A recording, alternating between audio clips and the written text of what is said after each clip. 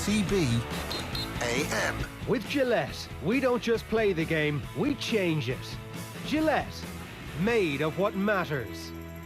Right, you're very welcome along. There is a little bit of confusion surrounding the player who tested positive, then returned a false positive and then turned a positive test again. But it looks like that unnamed player now won't be part of the Ireland squad for the game against Finland tomorrow. We will pick the team for Ireland against Finland, what team Stephen Kenny will pick and what team he should be picking according to the Football Brain Trust here in OTB Towers. That's Phil Egan and Stephen Doyle going to join us around about 25 past 9 this morning. If you've got thoughts on that, we'd love to hear from you. 0879 180 180 is the number. Miguel Delaney is going to join us at 9 o'clock to explain exactly what's happening in English football as civil war seems to be tearing apart those clubs who run the Premier League and the rest of the clubs. And that's the top six who have decided that they should have all the power. Nothing bad ever happened in those scenarios, right? There was always a benevolent dictatorship at the top of sport that worked in those instances. We'll find out what's going on between Camogie and women's football and the row that has embroiled some of the inter-county teams who are threatening to go on strike a little bit later on in the year if they're forced to play inter-county games on the same day. It does seem ridiculous on the face of it, so we'll try and parse that and get a bit more information for you on it, exactly what's happening. That's coming your way at around about 10 past 8, and the first of the power rankings from Eoin Sheahan, his patented power rankings, always incorrect, always designed purely to give Kerry the easiest run possible. That's coming your way at around about 8:30 this morning. So we'd love to hear from you, whatever's going on in the world, hashtag OTBAM, or you can always get us on WhatsApp, 0879 180 180.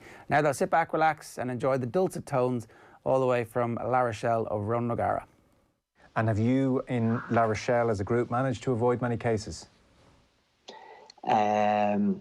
Yes, and we were beginning to wonder, was the testing accurate, or was it, because I think at some stages we had 180, 190 people tested and 0 cases. But for months, I think, touch wood, we've been extremely diligent in our behaviour, but I suppose that's a bit of a crazy thing to say potentially, because the virus doesn't know who it's attacking or where it's attacking, so it's potluck sometimes in regards who gets it and who doesn't get it. But I suppose in terms of keeping to our rugby bubble, we are recommending the players do that. And are Castres and Stade Francais the exceptions, or what's the general landscape across the league at the moment? No, I think Lyon had cases, Bordeaux had a few cases, but what game at the weekend was it? Clermont, Bordeaux was called off, but the other games went ahead. So usually it's 1 or 2 games on average every weekend since the commencement, probably 4 weeks ago. So in that regard, it's going on, and France are getting on with it, and that's the way it is. It's not going to stop really unless you have, I suppose, you're crippled with it. And what's the talk in the country politically then? 20,000 cases a day is obviously a lot. Is that right across the country? Is Paris or a few other places, are they real hotspots? Is there talk of nationwide lockdown coming? Yeah, I think Paris and Marseille. No, I don't think there will be lockdown at all. I just don't think. I think Macron has said from an economic point of view that it won't be a shutdown again. I think that's the way. I think it's living with the virus seems to be very much the case in France. What's the atmosphere like then? I mean, it must be heavy at times, or does it feel lots of days like it's business and rugby as usual when you're in there and you're on the training field? Yeah, it does actually, Joe, because I suppose you've enough on your plate in that regard. You're kind of, I suppose, consumed by that. But then it becomes, I suppose, was it the Thursday before Racing we were due to play, and then they had an outbreak in their camp, so that game was cancelled, and the timing in our schedule was quite good for facing them because they would have been resting a lot of their frontline players, so it would have been an opportunity to get them at the right time. But unfortunately that game didn't go ahead, and we'll meet them probably with a more complete squad later in the season. But that's okay too. It's just it's very much this planning and this stability just doesn't exist anymore. There's very much a daily plan and a weekly plan, and if you get through that, then it's fantastic. But the most important thing, you've got to be incredibly flexible and adaptable for this period of time. Are there still fans in through the gates? Well, for the first game against Toulon, would you believe 8,000 people, and we had an incredible atmosphere. So that was 1 and 2, 16,000 being our capacity, and then it was potentially going to be reduced to 5,000 because it's decided by the local prefecture, whatever that is translated in English, a local, I suppose, clerk or whatever the word is, whoever makes that decision. It was down to 5,000. So that's still good, you know. They still can create a lot of noise and a good atmosphere in the ground, but I'm not too sure what decision, if any, has been made for this weekend. But every place is different, obviously. I think Claremont had 10,000 in one of their games, but Bordeaux, I think, were 1,000.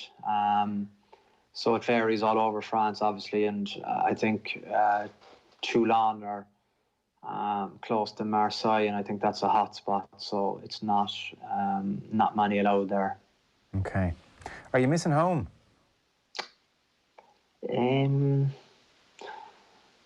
I'm not. I'm focused here. I've heard that my wife was back for a little bit to see her family, but I didn't really enjoy the trip, so I think it's, I suppose it is what it is for everyone. It's very strange times and difficult times, but I suppose the great thing is that you're together no matter where it is, and whether you're in Ireland or France at this minute, I suppose it's a challenge for everyone and it's a task for everyone, but you always have to look on the positive side of things and make the most of it, Joes, you know yourself.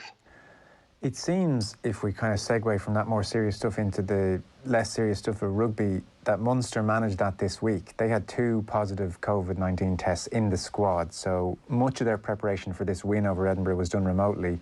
Johan van Graan was saying, it's the first time I've ever announced a team over Microsoft Teams, but we had to do that 7:30 Thursday evening because that was the only way we were able to manage this week.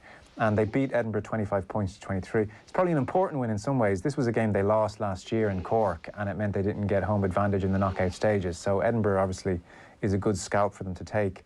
Once again, Ben Healy-Sean. He was the hero last week against Scarlets, and at the weekend he kicked 6 penalties, and then he kicked the conversion to CJ Stander's try with just 3 minutes to go. 21 years of age, Munster debut last November, and seems to be made of the right stuff. So, you know, a number 10 who can make clutch kicks. Now, you weren't our first choice to talk about this, but you're all we have here, so you can give us you can give us some insight. So, have you seen much of this guy? We'll get to the kicking in a moment. I haven't seen much, okay, but I've seen the last 2 games. So his general game first of all. We'll talk kicking in a moment. I suppose before you even talk general game, I don't think the guy can make a bigger announcement or a bigger statement in terms of his impact on the game. He's had in limited time against the Scarlets, it was an incredible job he did in terms of I suppose kicking those penalties, and the last one was an incredibly good kick, and he never looked like missing, and the same at the weekend. I know he missed he kicked 7 out of 8, but you know, as a 21-year-old to have, I suppose, the mental capacity to do that, and I think what a lot of people may not appreciate, it would be difficult to get to that pitch in terms of the mental pitch, the emotional pitch for the Edinburgh game, because so much, I suppose, of his energy would have been used up mentally in the preparation from coming on and doing such a good job for Munster in that away game. And it is a jersey that holds such a huge interest to the public and to the supporters of Munster, the number 10 jersey, ever since going back hundreds of years. Well, maybe not hundreds of years, but a number of years. And so it's always been, I suppose, a famous jersey. When you think of Tony Ward wearing it against the All Blacks in Thomond Park, and then a lot of people, I suppose, over the years, not many people have worn that, but they've had a responsibility, and that's the way that jersey, I suppose, was presented to whoever wore it in that regard. So he has really hit the ground running. The weakness of my argument is the fact that I haven't seen him train. So I don't know, Joe, and the fact that you see so much more in a training week than you would in a potential 80 minutes of a game, and that's the reality for so many of the players. You kind of get an awful better judgment if you can actually do a training week with them. But what he has done is he has taken his opportunity. He's would it be an exaggeration to say that he will expect to start in the jersey going forward? You would have to think yes. Even after 2 games, because I think, his age profile is right. There's so many upsides to keeping him in the team, and if he continues to manage the game and kick the ball as well he is at the minute, he'll be a very hard man to remove. How would you describe his kicking technique, or what would strike you about it? Kicking at goal? Yeah. Well, he kicks it point on, which for me I wouldn't understand it at all, or I don't have any, I suppose, background in that. Obviously, for me, the first thing that jumps to mind would be I'd associate that with South African kickers, because in the high veld and kicking the point and kicking a ball seems to go very long, and those guys they have it accurately. I think you remember a period when Ian Madigan kicked like that for Leinster, and I think over a long season he kicked incredibly accurate. For me, aligning up a kick at goal would be very different to how these guys would strike the ball, but each to their own. And is one more in vogue than the other at the moment in world rugby? That is a good question. I'm not too sure. I think anyone, I suppose, from the Northern Hemisphere, the kicking gurus would be Dave Aldred. His information in terms of probably he's been teaching, should I say, for the best part of 30, 40 years and excelling in that domain. And anyone who kind of, I suppose, comes within his compass is fascinated by the progress or the strides you can make by adhering to his principles. But as you can see with Johnny Wilkinson, for example, would be the perfect pupil-teacher ratio. But I think the benefit Johnny got working with Dave Aldred would be the fact that he had him on a daily basis in Newcastle and with the England team. And Dave Aldred's principles are quite detailed, and you got to understand it. And I can remember going through a period in my career where I kind of tried to learn by email and by distance learning, and I found it very difficult, Joe. So I took an awful lot of benefit from his ideas, I think, but in terms of mastering them, I would say it was a little bit more of trial and error as opposed to actually bulletproof technique. And he preaches a different style to what Healy is doing. I don't even know, because from the goal kicking, but like it seems to me that it's a telescopic tee, or it could be maybe there's actually there's been I suppose a number of inventions in tees in the last number of years. So whatever make of the tee is, that isn't I suppose the most important point. It's how you place the ball and how you approach it and where you hit it. I would never have kicked the point of the ball, if you get me. I would have been obviously lining up with the seams directly over the black dot and coming in at an angle to kind of kick through the ball, while these just obviously they have the point focused on a spot and they drill through the point of the ball, and it propels in an end-over-end fashion. And you really saw that actually with his last-minute kick against Scarlets last week from distance. You could see that technique. Yes. Is one considered more accurate than the other, or no? I think that's why it's very important for the young kids too, that if you copy someone, you'll only be ever as good as them, while if you actually get to tweak and a little bit of I suppose trial and error and self-discovery with yourself, then you maybe might have a technique that can be better than anyone's. So I think what's crucial for me, and I'm watching young fellas coming through now, is that the most important thing is that they're natural,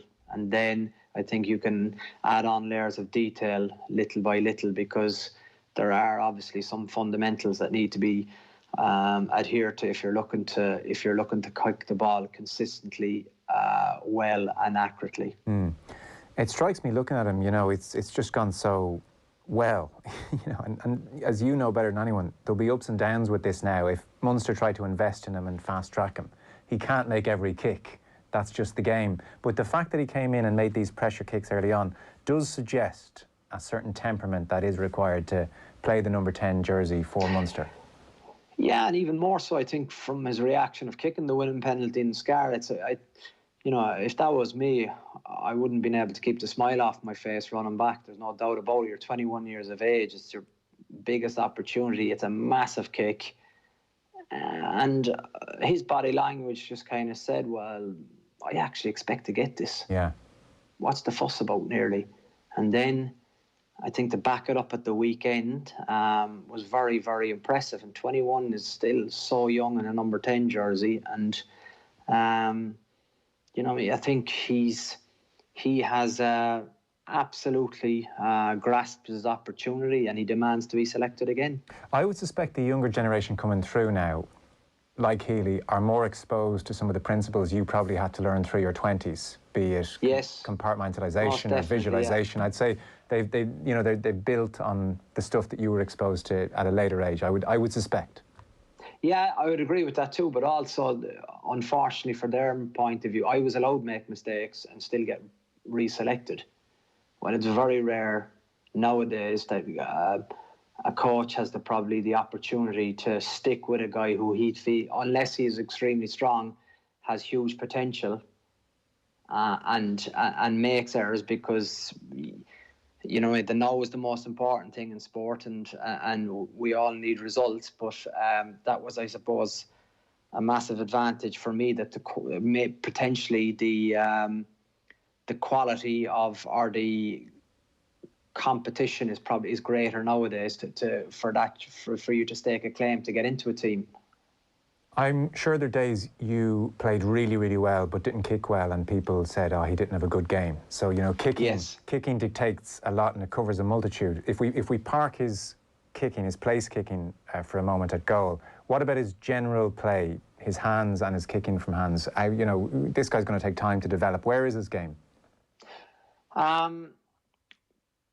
His game is in its infancy, I would say, in the fact of, I've only seen him in 2 games, sure. Joe. I think a memory I have, though, is I do recall a highlights clip last year of a right foot spiral to a right touchline of over 50 metres. So for you to understand that, it's probably the most difficult kick in terms of,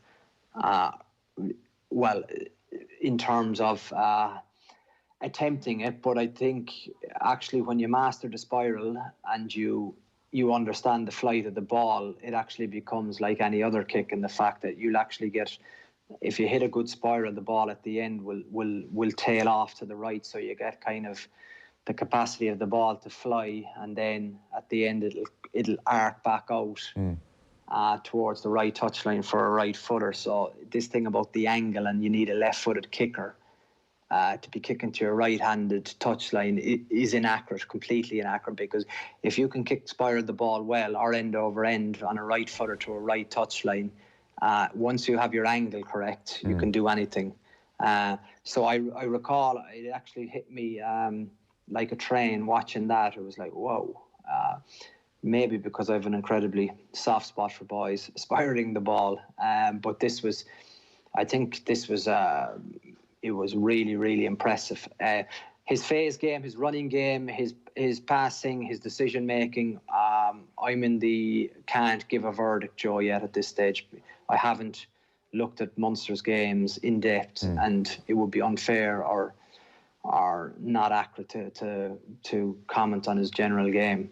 No, that's fair, and there's no point doing that if you're not confident or able to give an opinion that you can stick with. I mean, it's exciting because the Joey Carberry situation rumbles on, and Munster are desperate for a number 10. So this guy comes on and shows the right temperament, and, you know, people associate those clutch kicks with your era, and he's done that. And he had beside him Craig Casey, who by all accounts was excellent, and Alex McHenry was at 13. So a lot of young guns thrown in here, and that gets everybody a bit excited. Casey continues to do very well. Yeah, young and local as well. I think that's very important. The fact that you got to have guys that are from the area, that it really matters to them, that it really cares. And I think that's been the strength of Irish rugby from going back as many years as I can remember. You got to have these guys that will give everything. Yeah, and I think obviously Casey has been fast-tracked to play at this level for a long time. I've heard murmurings of him for a number of years. And what were people saying to you about him? I think that he's a ball of energy, that he just loves it. He's a massive fan of the game of rugby, and you can see that's the way he plays. It matters to him. He puts his heart and soul into it. I suppose the biggest thing is that people associate it. It's kind of like another stringer, and that's I think what people associate it, that he's a terrier, but he's also he looks interesting. But for me, it's hard, because when you haven't seen a guy for a number of games, it's very, very difficult to give an accurate assessment of where actually he is, Joe. On Munster generally, and it's probably hard to be too critical of them in the midst of this pandemic. You know, you hear Johan van Graan announcing the team over Microsoft Teams this week. They basically had no FaceTime. But certainly the performance against the Scarlets was criticised. Donald Lenihan, for instance, was writing about it in the Examiner and was very frustrated.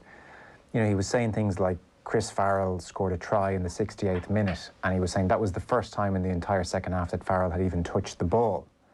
And you're bringing in Deolande for what? And, you know, we're seeing box kicks on the opposition 22, and he's wondering what is Stephen Larkham's role in all of this. And he was just very frustrated with the style of play and where are Munster going with this, because they can't just keep doing the same thing over and over again. Where are you on that point?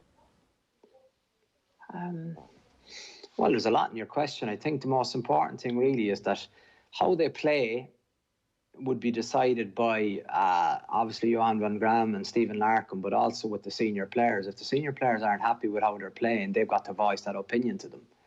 So, but I think there was definitely an early example, and I think it didn't happen again in the game, but Munster were outside the 22 of the Scarlets and decided to box kick the ball. So they've obviously identified a weakness potentially in a Scarlets defender to go after that space. But I think when you have people like Deolande and Farrell, but you have to respect the weather conditions too, Joe, in terms of how you got to play conditions. That is absolutely crucial, and that's not making excuses for it. But I think what will happen, I would say, would be that in terms of the coaching staff would have a vision how they want to play.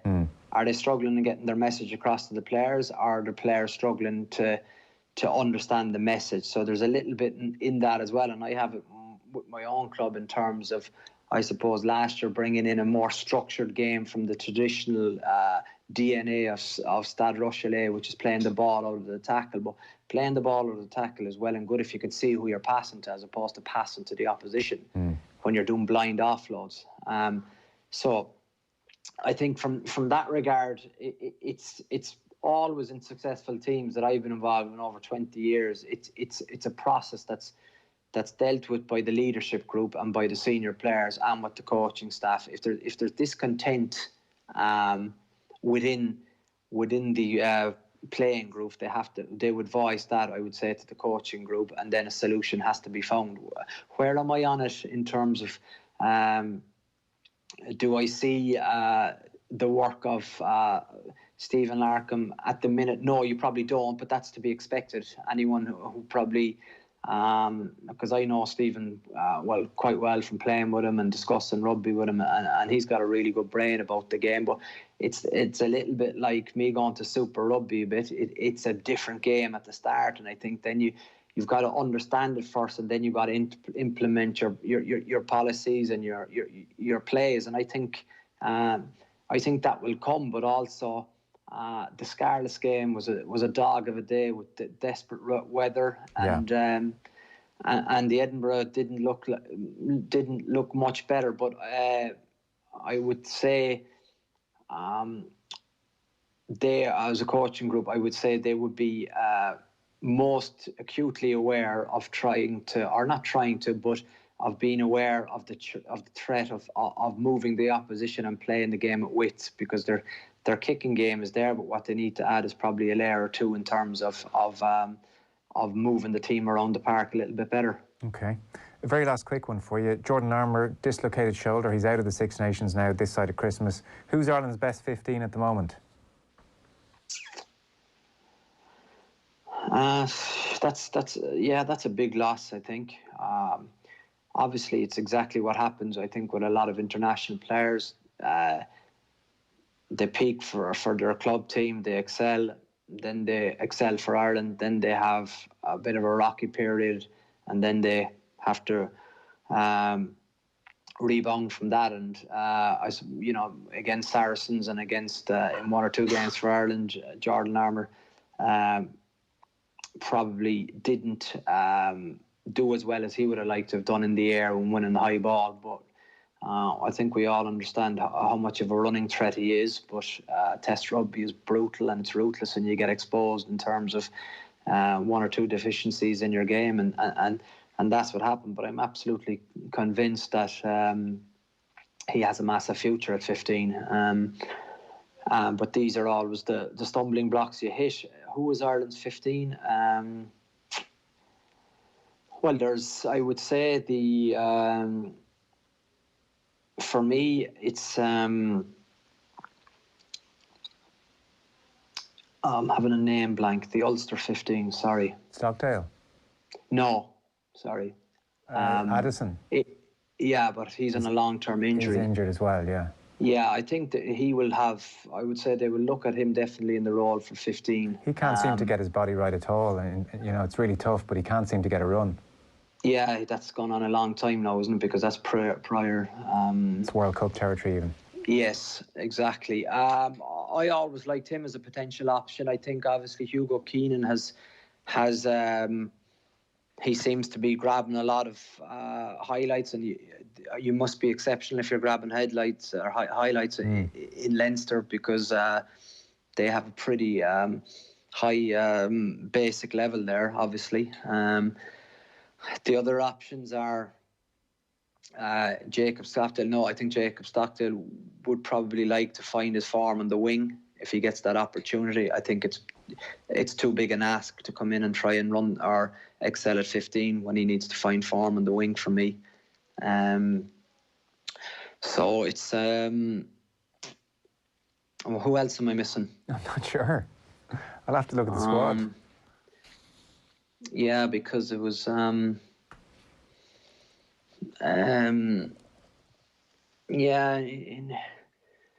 Munster, Shane Daly has obviously done really well. Will he be?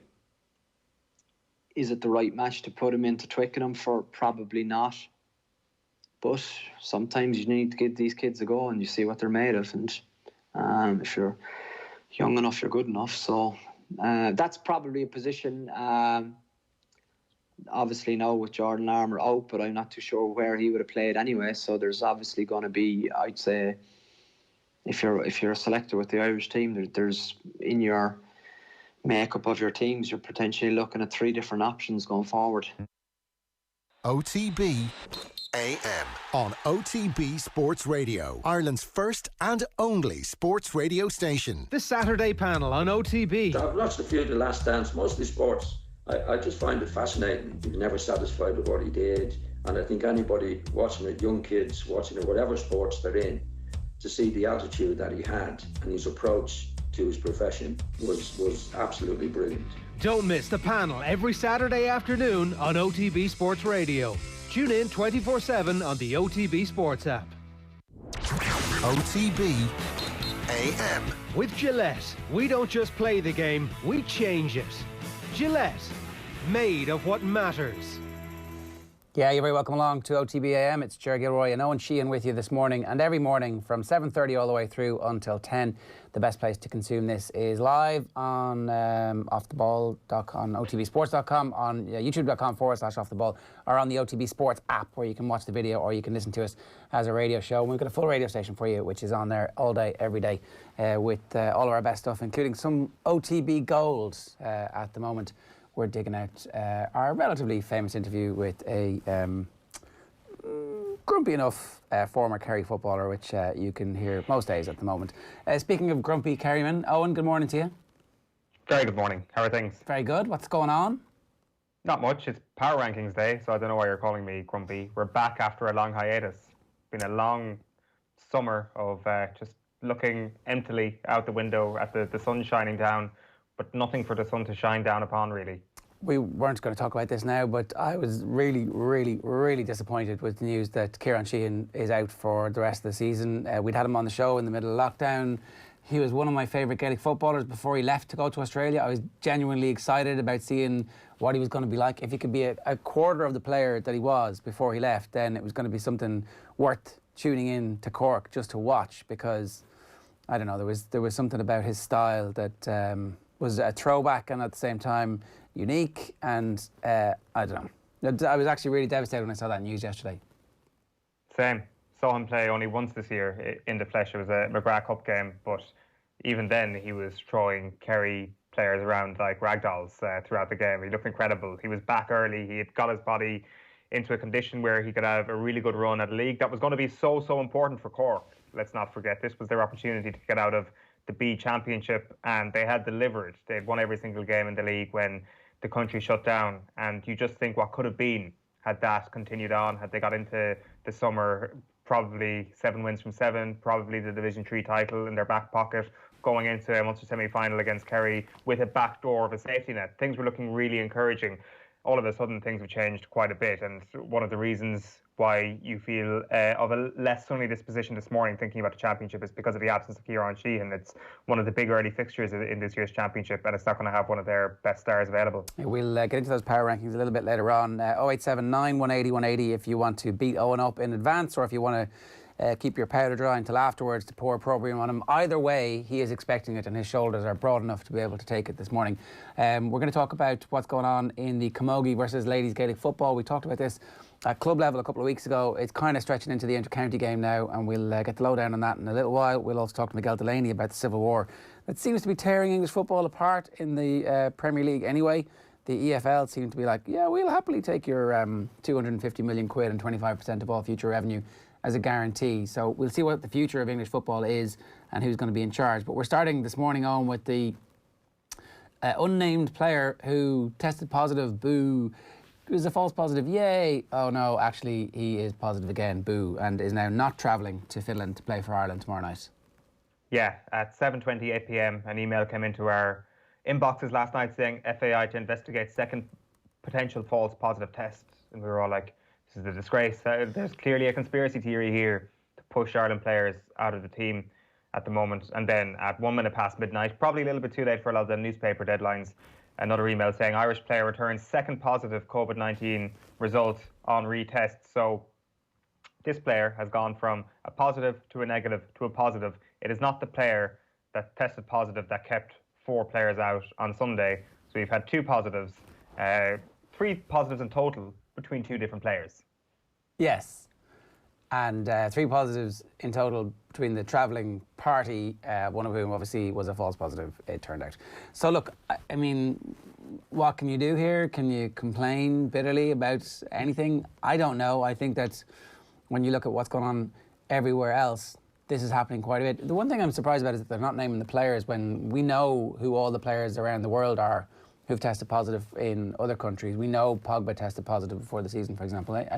I wonder, is that part of our specific HSE guidelines? And I do wonder if all of this is leading to a bit of stigma around people testing positive when actually it's going to happen to loads of people you know at some point over the next 6 months. And instead of it being oh, hush, hush, it should be like, oh yeah, this is what happened, this is what my experience was like. That would be my take on that, just as a public health thing. Tell everybody, ring the bell and go, yeah, look, these are the circumstances within which I was able to contract the virus because I didn't go out and lick somebody that had like a big COVID sign on them. It happened in the day-to-day. Like, I don't know. That's just... Unless their reflex is that their positive test might actually be negative. Well, surely if you're 2 out of 3 ain't bad, as they say. No, at this point, this person is probably positive. You should be saying definitely, but there is a high likelihood that this positive is now correct. But maybe in the first instance, the player didn't want themselves identified in case it was a false positive. And maybe it is to do with the HSE. It does seem that there is a bit more privacy around these cases than there would be with Premier League cases or other international setups for that matter as well. Like, there's a reflex to point fingers where possible. Like, is the testing regime that UEFA have gone for, is that good enough? Like, I'm not sure. Like, I think that you're going to get different holes and different testing systems no matter where you look at the moment. I think it'll be a little bit harsh, and I think it was a little bit harsh from Niall Quinn to point that finger at the weekend. Just like I think it is a little bit harsh to point fingers at the FAI in an overall sense of what's happened here. The question I would have is what happens in a month's time when we have another international window? Like, the fact of the matter is that these tests are happening more regularly now within this sport than they ever have been. And also, there is a massive spike coming in Ireland, in the world, and the public patience with footballers might start to dwindle, despite the fact that they're not in the community, despite the fact that they are largely sectioned off from society at the moment as professional athletes. I just wonder that if in a month's time, if this is currently our version of April in terms of the second peak, next month is the version of May, where things might be a little bit more under control, or we're starting to get a little bit more control. How will the continent feel about Champions League games taking place, Europa League games taking place, Nations League games taking place, which a lot of people don't care about? I just wonder if there's going to be a huge public wave of a backlash really towards UEFA to continue on with this next month, because the evidence is now there for UEFA that if you try and make this thing happen, people are going to contract COVID. It is a guaranteed fact. You can't pull this off without avoiding COVID. I think the evidence is there over the last couple of days. Well, unless there are actual lessons that you can learn from this experience and say that anybody who's going to be involved with the senior international team needs to be in quarantine for 2 weeks before they go into the bubble. So you can't go about your daily life if you're an FAI employee. You've got to sit in a hotel for 2 weeks, or you've got to sit at home self-isolating for 2 weeks and actually properly self-isolate so that you're not risking bringing it into the bubble with the players. And then ultimately, if the players get it, then that's it. Like, I can't see UEFA turning away or giving back, refunding the money that they've taken for the TV rights so far, and they certainly aren't going to stop the Champions League, and the clubs don't want them to stop the Champions League. The clubs do want them to stop international football, so you might be onto something there. Shane Hannon, good morning to you. Good morning, lads. How are things? Good, thanks. Where are we starting today? I guess the false positives, false negatives, false double positives, whatever they're called now. I think it's reached a point. I think a couple of the newspapers this morning pointed out the fact that Dr. Cillian de Gascoigne, as recently as last month, he's the chair of the COVID-19 expert advisory group, saying that the Irish testing at the moment, that they would expect only 1 in every 500 tests would be a false positive. So if you look at it from that point of view, you would have to think the FAI are quite unlucky to have had a couple of these. So it's strange. What's the story in Slovakia, though? That's the one that we need to get to the bottom of. Yeah, that's the one that we're all interested to hear about, because Aaron Connolly clearly wasn't happy with what happened, and look, he's back in the squad at least, and I guess we should start with that story because it is. Is it worse if Aaron Connolly rips it up tomorrow and scores a hat-trick? Is that the worst possible thing, just to rub salt in the wounds, or is it like, Yeah, kind of. It highlights what we were missing, both himself and Adamida. When you go to a penalty shootout, you're missing, and you're missing 2 of your young, exciting, talented strikers. It leaves a taste in the mouth where you're like, it could have been different. Who knows? But then you're missing the likes of Seamus Coleman through injury anyway. So, and I had called Aaron Connolly to open his international goal-scoring bow on for the Slovakia game. So clearly I cursed him. So myself and Phil Egan perhaps didn't help. Who are you cursing today? Cursing no one today. It's all good. The Irish camp are in reasonably good shape considering they've had decimations because of COVID-19. We'll start with that story, I guess, this morning, lads, because as you've been mentioning, that FAI statement coming in a minute past midnight, confirming that player who initially tested positive after the Wales game on Sunday is now out of this trip to Finland. The squad will fly out to Helsinki today for that game tomorrow. They had, of course, delayed that flight for 24 hours to give all these tests a bit of a chance. So no members of the Irish squad or backroom team, thankfully, have been identified as close contacts. The player will now self-isolate for 10 days. No replacements called up. Irish under-21s, meanwhile, will look to take another step towards potentially European Championship qualification later. Jim Crawford's side will face a makeshift Italian team composed mainly of players from their under-20 squad. Italy, of course, suffering a series of COVID-19 positives this week, a number of players and backroom staff testing positive. So they decided, you know what, we'll go with the under-20s for this game. So kick-off in Pisa is at 4 o'clock Irish time for that match. A top-of-the-table clash, and a huge one for the Irish under-21s. Here at home, Cork City's battle against relegation continues this evening. The Leesiders, Colin Healy's side, 7 points from outright safety ahead of their rearranged SSE Airtricity Premier Division clash against Dundalk. 7:45pm start for that game at Turner's Cross. You've mentioned it already this morning, this big picture plan. The former chairman of Leeds United, Peter Ridsdale, admits he doesn't see 14 Premier League clubs voting for these plans. The proposal would give more power to England's Big Six, while cutting the number of teams in the top flight to 18 and giving more money to sides in the EFL. The plans also to cut the League Cup and Community Shield from the calendar altogether. Ridsdale doesn't believe concentrating power around the top clubs will be agreed. I don't quite see what's in it for the 14 to vote in favour. I'm also old enough to remember that the top six today aren't necessarily the top six. If you take each sort of 10-year period, you find because of evolution, the clubs that are in the top six at a moment in time aren't the top six in 10 years' time or 20 years' time. Some rugby news this morning. Hugo Keenan is being spoken about as a potential replacement for Jordan Larmour at fullback for Ireland. Larmour was ruled out of the entirety of Ireland's autumn programme of matches with a dislocated shoulder. He will undergo a procedure this week to rectify the problem. Ryan Baird is also a doubt for the Six Nations game with Italy and France after suffering a thigh injury in Leinster's win away to Benetton at the weekend. To snooker, world champion Ronnie O'Sullivan recovered from 2-0 down to win his opening match at the English Open last night. The Rocket, sporting pink nails to raise awareness for breast cancer, eventually saw France's Brian Ochoyski 4-2 in Milton Keynes. O'Sullivan, of course, lost to Irish teenager Aaron Hill at the European Masters in his last outing. Hill unfortunately lost his first round to Chang Bin Yu 4-2 yesterday. Better news, though, for Antrim's Mark Allen. He progressed with the same scoreline against Mark King. Kevin De Bruyne has withdrawn from the Belgium squad to face Iceland tomorrow. The midfielder was substituted during their 2-1 Nations League defeat to England on Sunday. It'll have Manchester City fans a little bit worried. He has returned to City, where his fitness will be assessed ahead of their Premier League game against Arsenal at the weekend. And finally, for me this morning, lads, on this Tuesday morning, Michael Badgley missed with a 50-yard game-winning field goal attempt before the Los Angeles Chargers were then beaten 30-27 by the New Orleans Saints in overtime on Monday Night Football in the NFL last night. The Saints moved to 3-2 on the season and take a share of the lead in the NFC South with the Tampa Bay Buccaneers and Carolina Panthers. And LA, they're 1-4. They slip to the foot of the AFC West. All right, good stuff, Shane. Thanks very much for that. More from Shane across today, of course, on otbsports.com and on the OTB Sports app. A reminder, of course, OTB AM live in association with Gillette. Good morning. Start with Gillette, giving you the confidence to tackle the day ahead. Now, it's competition time here, and we're bringing back one of the old favourites. It's our mystery voice. Expert Electrical is Ireland's largest electrical retailer with 67 stores nationwide, and they've just launched a brand new look website, expert.ie. They've got a huge range of electrical products from washing machines and cookers, TVs, laptops, and much more. To celebrate the launch of expert.ie, they've given us a €200 voucher for their online store to give away every morning this week. So why not kick off your morning the right way today on OTB AM and win that 200 quid before 10 a.m. All you have to do is tell us who our mystery voice is. He is a jack of all trades. Yeah, look, I played centre back a lot when I was growing up. I feel really comfortable there. I was quite happy when they said I was going centre back. He's a soccer player, not a Gaelic footballer. You know who this person is. Think of the Ireland games at the moment. Tell us who the mystery voice is. Yeah, look, I played centre back a lot when I was growing up. I feel really comfortable there.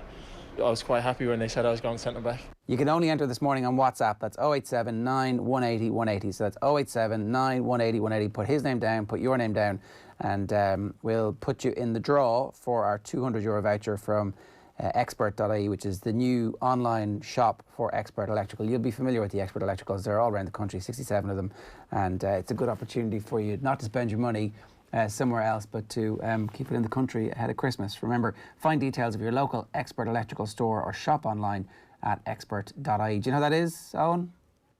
He played centre half back, he said, so I'm completely shelving the fact that you put us off the scent by saying it's an international football player. It's clearly a GAA player, clearly wears 6 on his back, goes out, makes 1 or 2 big breaks before gassing himself out, probably has an underage background at fullback and probably played midfield for the junior Bs. That is the life of a centre half back as far as I'm concerned, so it has to be a GAA player. Kevin Moran. That's who you're thinking. It's Kevin Moran. Yeah, that's it. Exactly. It is not Kevin Moran. It is a dub, but it is not Kevin Moran.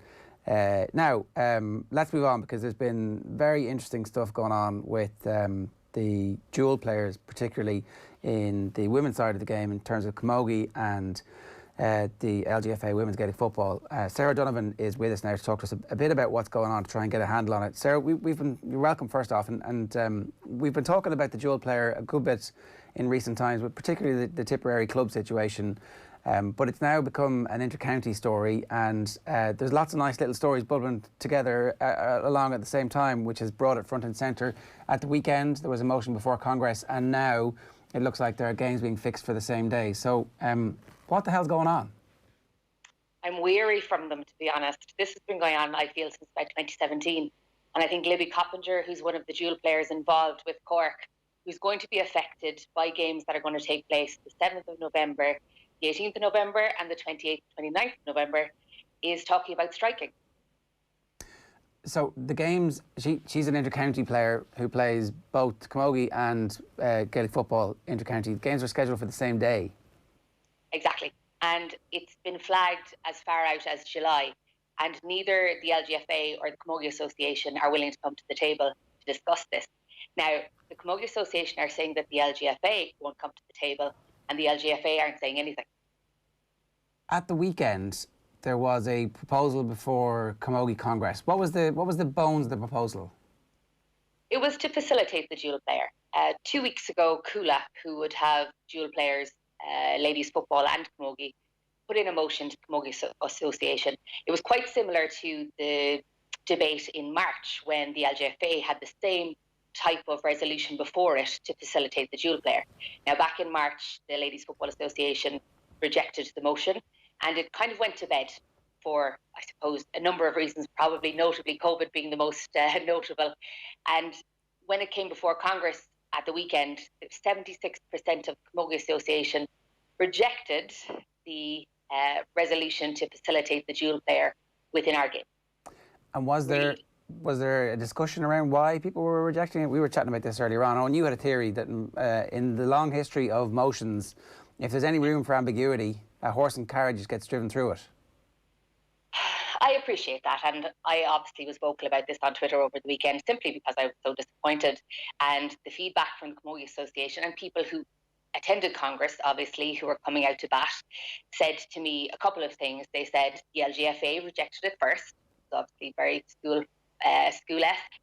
The second one was that there was too much ambiguity, as Eoin said, and while I appreciate that, the conversation could have started in 2017, and I have no idea why the Camogie Association and the Ladies Football Association continue to court negativity. This is the weekend coming into Championship Camogie. It should be colour pieces about what players have done to get themselves up to the mark to play Championship this weekend, and all we have in the papers is negativity about two associations. What I'm really surprised about is that Littlewoods and Liberty, who are the three headline sponsors for these organisations, haven't at this point thrown their toys out of the pram and said, guys, we need to start seeing proper publicity.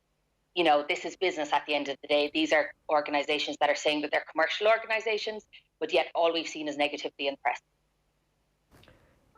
Of the 76%, Sarah, that voted against this, if we leave the ambiguity thing aside, there is going to be a huge amount of people who voted against the spirit of the motion, you'd suspect. Why is that? Why would somebody in that position who has a vote on that day vote against it? Is there a motive that is not plain to our eyes? I'm on the pitch. I'm not in the halls of Croke Park, you know, making rules and dictating how the game should be played. And what's most frustrating for me is that we're continuously told, well, if you're not happy with the rule, come in and you know, get your own vote and sort it out. I started my career on the pitch and I'd like to finish it on the pitch, but it's really, really frustrating that the people who are in charge of making these decisions aren't actually asking the players. Like, as a player who's played alongside some incredible dual players over the years, Rena Buckley, Breach Corkery, I never wanted anything for them except for them to be able to compete with me and against me, obviously, when I moved to Dublin. And I can't see how it's a negative. You know, I train an under 16 and an under 15 Camogie team at the moment. We've been playing all summer, and because they're playing so much football, they're really fit. So when they come to the pitch, to me, I do skills and I do game management. I don't have to flog them and run them up and down a field because the sports are complementary, so complementary to each other. So I cannot see why the Camogie Association and the LGFA are so negative. Like just to go through the proposed rule, because like I struggle to see what bad this could possibly do. So it says the Camogie Association recognises and supports the concept of a dual player as defined and will encourage all of its units to support and facilitate its playing members of all ages who wish to do so to play both Camogie and ladies football. In doing so, the Camogie Association and all of its units will be conscious of and promote the welfare of all players. So again, just to come back to that, like 76% of delegates voting against adopting that is a striking figure, and it does seem that they are voting against the welfare of their own organisation to a point.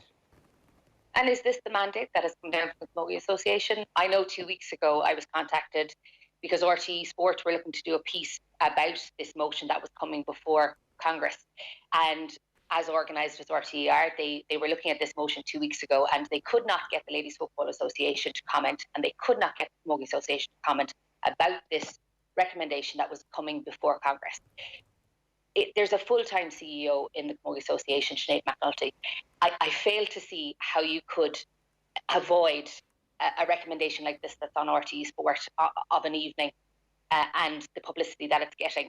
You know, if you're in Croke Park and you're in a full-time paid position, you cannot start ignoring these resolutions. And I think the mandate came from the top to say, look, the LGFA aren't coming to the table. We're not going to budge either. And I think it's really naive, Camogie Association, because our sport is different to ladies football. Ladies football has stolen a march on us. Ladies football is the more popular sport. I say this because for mass participation purposes, it's an easier game to play. And some people might see that as a negative, but when I'm training under 14 players, it's much easier to pull a player in who hasn't played football before and bring them up to speed than it is to pull a Camogie player up to speed. And I think for our organisation, we have to look at the bigger picture here. We need all the players we can get to participate, and we're being very naive about the fact that we're shutting out our dual players. And is there any concern that you might end up being eaten alive by Gaelic football? There's very few counties where the dual counties where the hurling is stronger than the football. There's a few, but there are very few as we've seen traditionally. So, as you've said, it's a skilled acquisition game. It's difficult. It requires coaches who know what they're doing, and they're thin on the ground as well. So, is there any fear that it's actually better to protect what you have and not try and give everybody over to the footballers for fear they might end up just going to the football? Well, look, 12-year-old me, if I had known at 12 that I could have gone to Australia to play AFLW on the back of playing intercounty football, or gone to the women's rugby sevens like Louise Galvin or Hannah Tyrrell on the back of ladies football and had a professional career, perhaps at 12 I'd have considered giving more interest to ladies football than I would to Camogie. I suppose proponents of Camogie, the likes of Denise Gall, Anne Dalton, Niamh Kilkenny from Galway, these are stars, absolute stars who are absolutely passionate about their sport, but we're low on the ground in terms of intercounty and opportunities for Camogie players. So the more negative we are about our underage players and those players coming in to play intercounty and coming in to play minor, intermediate, senior, they're going to go play football. And that's why I really feel that we have to facilitate these players at an underage level to know that the option's always there to them. Okay, so the argument is if you actually create that space, then that space will always exist, and you ring fence the space to play Camogie, you ring fence the space to play Gaelic football, and actually they coexist. Do they coexist week on, week off? Can they coexist on the same weekend? Because I know, I think Libby was saying last night that even if they were 24 hours apart, that would be a quantum leap forward. All she's looking for is 24 hours, and you know what? I think it's probably stark. At the start of the year, she's probably based her fitness schedule off of knowing that she is going to have to do these grueling 24-hour, turnarounds for games. And I think the dual players actually starting to change their mindset in terms of their training to know how much they're going to have to get out of their body over those 2 days, because they're fully aware that they want to play dual, and that has to be accommodated. like, part of me does wonder in all sports and in club situations as well, how much of your schedule do you allow to be dictated by the dual player, and how much of it is actually just for everybody else? So, like, you know, is it 10% of your scheduling is concerned about dual players? Is it 50% of your scheduling is concerned about dual players? Like, is separate days enough, or does it actually have to be week on, week off? And at that point, are the LGFA going, well, look, I'm sorry, but we have like nearly 32 counties who are fielding teams. You guys have 10 or 12 counties who are fielding teams at a level. So I guess I'm saying is, how much of it ring fencing do you need to do?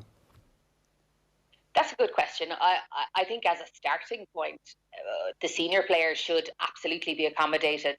And then it's like, can't see, can't be.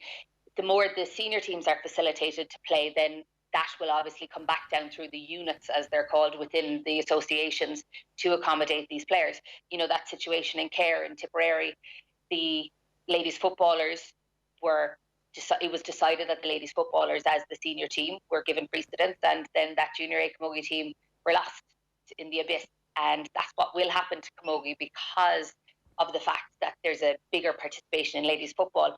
So I think the Camogie Association, unfortunately, because of our size and because of this, as you said, skill acquisition nature of the game, we have to recognise that we are a minority now, and ladies football is a much bigger game, and we are going to have to facilitate those players in order to keep our game alive and attract players to our game at an early age so that they can decide in the long run whether they want to play Camogie football.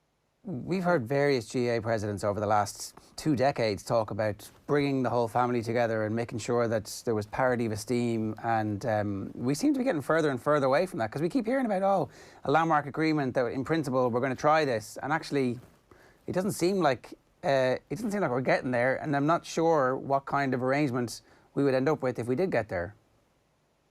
Look, I suppose when you look at the way these associations have changed and the paid positions that have come in to these associations, it's not simply a case of bringing everyone under the umbrella, because now there's contracts of employment in place, and you have people within the LGFA who have very good jobs, very good salaries, very good positions. The same with the Camogie Association. They're not going to hand over power to the GAA or to, you know, give deference to the GAA just to come in under that umbrella. I think everybody's working individually and for themselves, and they see their own organisation as having power within it and not necessarily understanding the power that could come from an umbrella organisation. Sarah, could I ask you about what you said a couple of moments ago about potentially picking football if you thought that there was a better avenue towards professional rugby or towards professional Aussie rules, for example? Does that speak to the level that people are trained at in football as opposed to Camogie as much as the skill set? I think it's the visibility, the cross-coder element. I was a dual player. I played with Cork up until under 21 football. I played soccer with Ireland up to under 19. I played Camogie with Cork, obviously, to senior, and then with Dublin. And, you know, playing soccer at under 19, I knew that it wasn't possible to play soccer and Camogie, and I had to make a choice.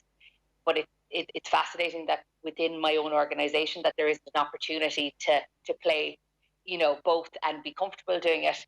The skills of ladies football are transferable, as are the skills of Camogie. But as I said to you earlier, I suppose in terms of the really nuanced, quick elements of Camogie, I don't think they're warranted in AFLW or rugby. So maybe it's just that ladies football is easier to play. Yeah, it's an interesting conversation as well, though. And when you put it that way, there's probably an element of like if we look at everybody going down to the AFLW, that can't not have a positive impact on what's happening at All Ireland level here at football as well, because they're coming back and saying, hold on a minute, we're doing this in such and such a way down there, professional level. And there's kind of an element of needing to catch up then, because otherwise there's going to be a complete and utter exodus. Well, you know, players like Louise Galvin would have spoken on off the ball about the opportunities that came to travel the world and be a professional player, which resulted from ladies football. I would love to say that those same opportunities existed for Camogie, but they don't. You know, I'm not going to play professional lacrosse in America. I'm not going to play ice hockey in Canada.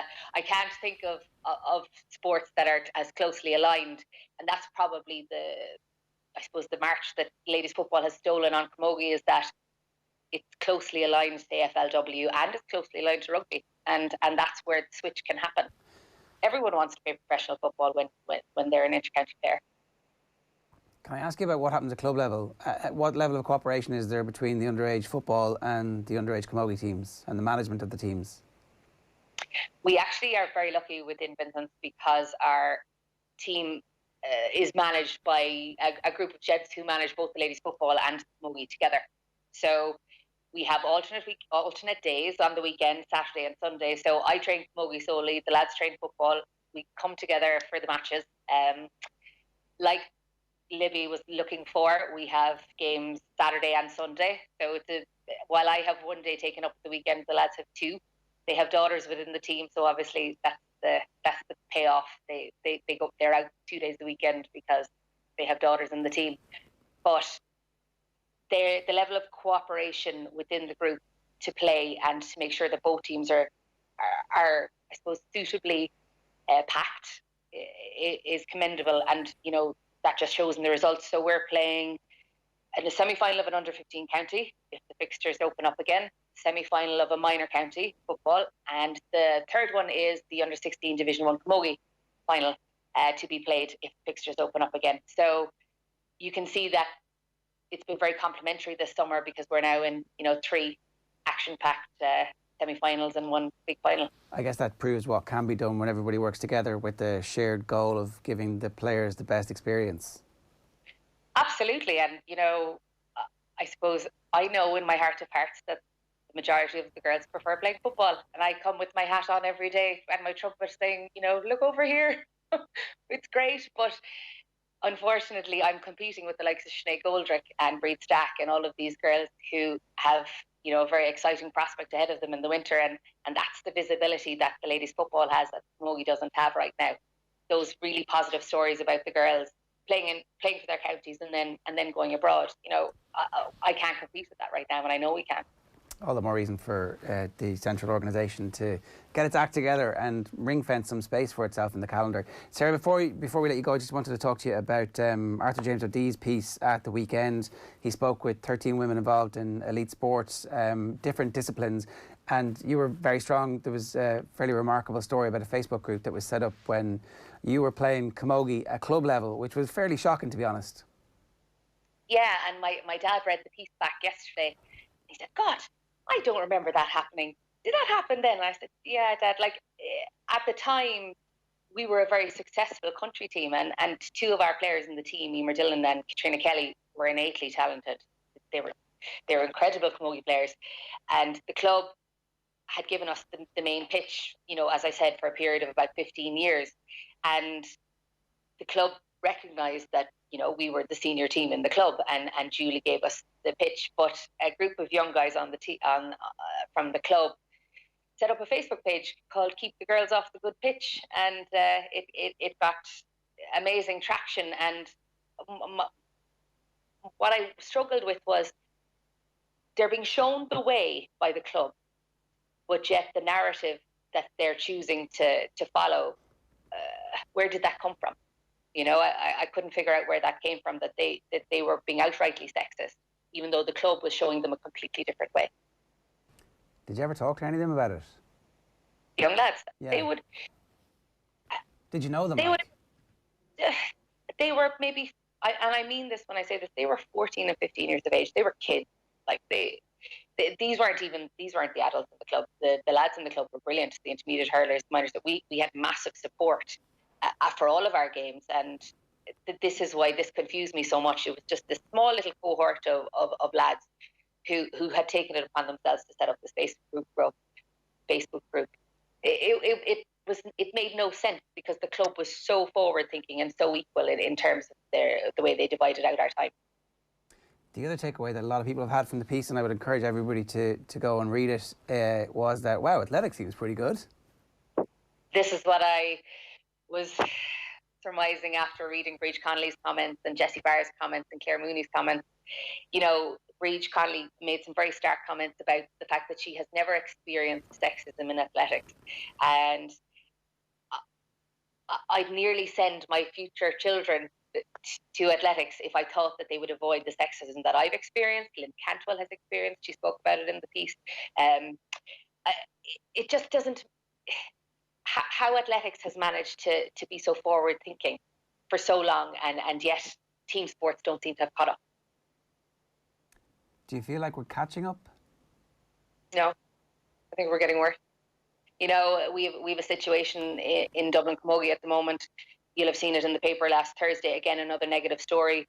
You know, the senior management team walked away from the group of players a week out from championship, and that's the fourth management team in 3 years that has taken over that group of girls, and that group of girls has committed year on year, and yet every year the county board, the Dublin County Board, has failed to manage to communicate with the management team in a way that has meant that they've managed to stay on the pitch.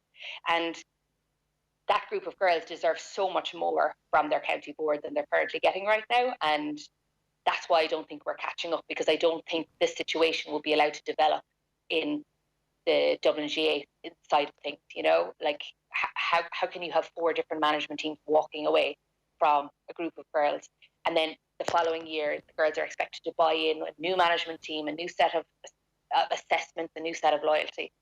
It's so disheartening. Is your experience at club level giving you some hope? I loved being involved at club level. I suppose over the years I've always had some very strong and very formidable coaches, very few female coaches, but I do enjoy the club ethos more than the county ethos, because I think at club level there's a sense of community.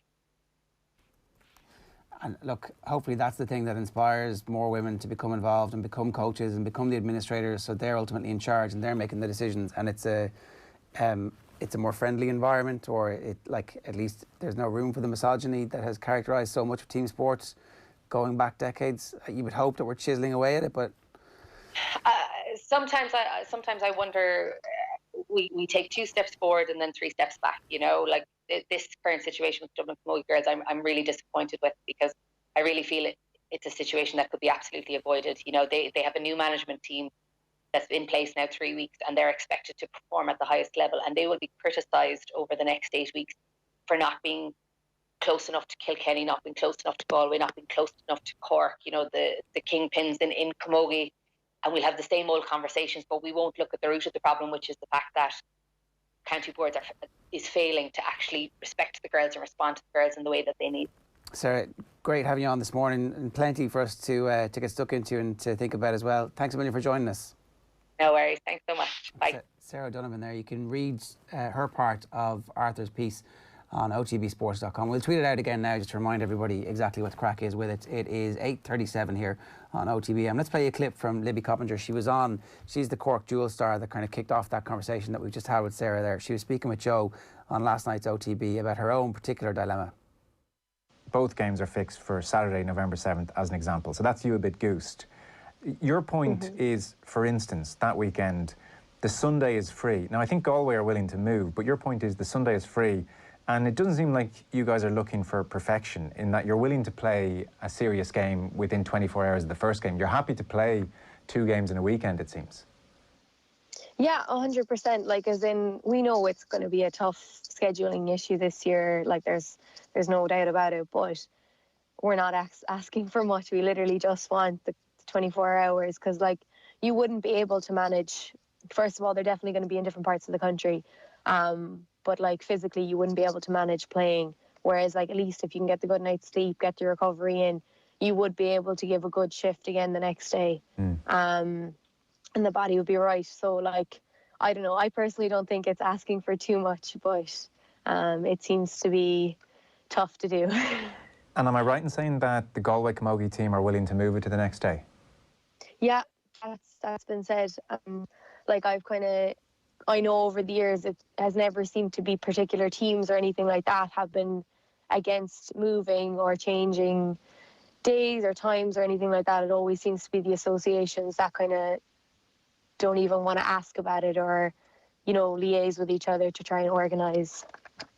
We had a really interesting text in last night about this situation. Great topic on the LGFA Camogie Association. I look after a under-14 team in Dublin. We football on Friday night and Camogie on Saturday morning at 12, repeatedly at weekends. It's a crazy situation. Makes my blood boil when I hear the 20 by 20 smokescreen, and then the reality on the ground is so different. If I tried to do this with a greyhound, I'd be up for animal cruelty. But it's okay for 13-year-old girls. Boys have alternative weekends, not a problem. I think even though separate days is not a bad start, maybe people should be playing games at weekends on different days. Is that not okay at under 13, under 14? If it's at different days, yeah. I'm sure everybody's played games that are on the same day as well. I think it's probably when you get to senior intercounty level, the least you expect is a little bit of joined up thinking. I think as a 14-year-old, you're probably eager to play a load of games between. If you're playing basketball and soccer as well, you're probably playing multiple different games per week, and probably at least 2 in a weekend as well. So that's probably regularised across both genders. But definitely when you get to the senior level, it does seem that it's women's sport that gets far more of a raw deal. Yeah, and look, if it is alternate weekends for the lads, and that's the system that has been worked out and actually works best for everybody, then there should be a template there that you can apply, given that these sports are all supposed to be the same sport and those clubs are all exactly the same doing it. But we'll put that to Sarah next time we have her on, and we'll get more into that conversation and try and do a bit more digging about the Dublin Camogie story, which does seem a little bit ludicrous. 8:41 here on OTB AM. OTB AM live in association with Gillette. Good morning. Start with Gillette, giving you the confidence to tackle the day ahead. Time for the papers. OTB AM. So, COVID. COVID-19, Irish false positive, reclassified as positive. So there you go. In, out, in, out again. Daryl Horgan hails Duff influence as Ireland seek goal-scoring touch. Daryl Horgan might be the type of player who really benefits from a bit of contact hours with Damien Duff. Ronan O'Gara on Ben Healy, Munster's kicking kings. So a ringing endorsement from Ronan O'Gara for the balls of steel being shown by Ben Healy at the moment, and the number 10 jersey, which he said had been famous for centuries. He meant like decades, but Project Big Picture, are Manchester United and Liverpool acting like a tyrant? I don't know what the rest of that headline is, but it's not going to be a word that makes them seem nice and good and friendly. We'll talk to Miguel Delaney about that in a couple of minutes' time. Rafa Nadal and his infuriating French Open party piece was the other sports piece. Is that a Colin Bowie special, or was somebody else giving out about Rafa? That one's a 13-minute read, so you can get stuck into that this morning over your croissant and coffee or porridge or wherever it is that you're trying to stay warm with. I'm going to start with the Racing Post, unusual enough, but big story from racing yesterday. The retirement of John Ox has been announced. He's going to retire at the end of the season. One of the truly great racing careers in this or any other generation, somebody who defined standards in his sport, and I think nearly made it all the way to, did he make it? Did Willie McCreary put him on the Kildare Mount Rushmore? I can't even remember. He might have, and if he didn't, he absolutely deserves to be. So maybe he's retiring because he didn't get on it. And then Godson tribute to his wonder mare, John Godson and Frankie Dettori saluted Nable's special qualities after a glittering career was brought to an end yesterday when Connections opted against having one final start and retired the wonder mare with immediate effect. So two greats announcing their retirement yesterday. Or having their, you know what I mean. Swiss scalp, unconvincing Germany have a mountain to climb. Germany against Switzerland tonight is the football that they're talking about. The Herald hoping for all clear, so the papers went to print a little bit early and they didn't realise, but the green light wasn't given. And the IRFU hits back at Dundalk criticism. An amazing war of words has broken out between the IRFU and Dundalk chairman Bill Hulsizer. Hulsizer. How am I doing it? Owen's disappeared. The Daily Mail... I'm not thinking out of this hole. COVID turmoil. So all the papers they went to print too early, and then Cork injury list grows as Sheahan has ruled out. Disaster for Cork and for those of us who just like watching Gaelic football. The back page of The Guardian, Southgate set to start Kane against Spurs' wishes. So Gareth Southgate showing everybody who's boss, and Harry Kane playing pretty good football at the moment. Backlash to Project Big Picture gains momentum. It's going to be very interesting to see exactly what happens here, because there's a lot of clubs actually want it at the lower levels. We'll get the full explainer for you if it was a story that you missed. The Irish Independent back page, second COVID case places cloud over Kenny plans. An IRFU and Dundalk owner in war of words over Aviva clash. They also have a picture of Brendan Maher and his pointer dog Oscar with Lee McCarthy nestling in the background in his gaff in Tipperary. But for how much longer? The London Times, I'll hold that up for you there properly. FA will veto Big Six plan to seize power. So it is kind of war. I didn't realise that the FA have a golden vote, essentially. The Telegraph, in fairness, broke this story yesterday, and they're saying clubs unite to declare plan dead in the water. So it doesn't look like it's going to happen, but no one's quite sure. The Irish Daily Mirror,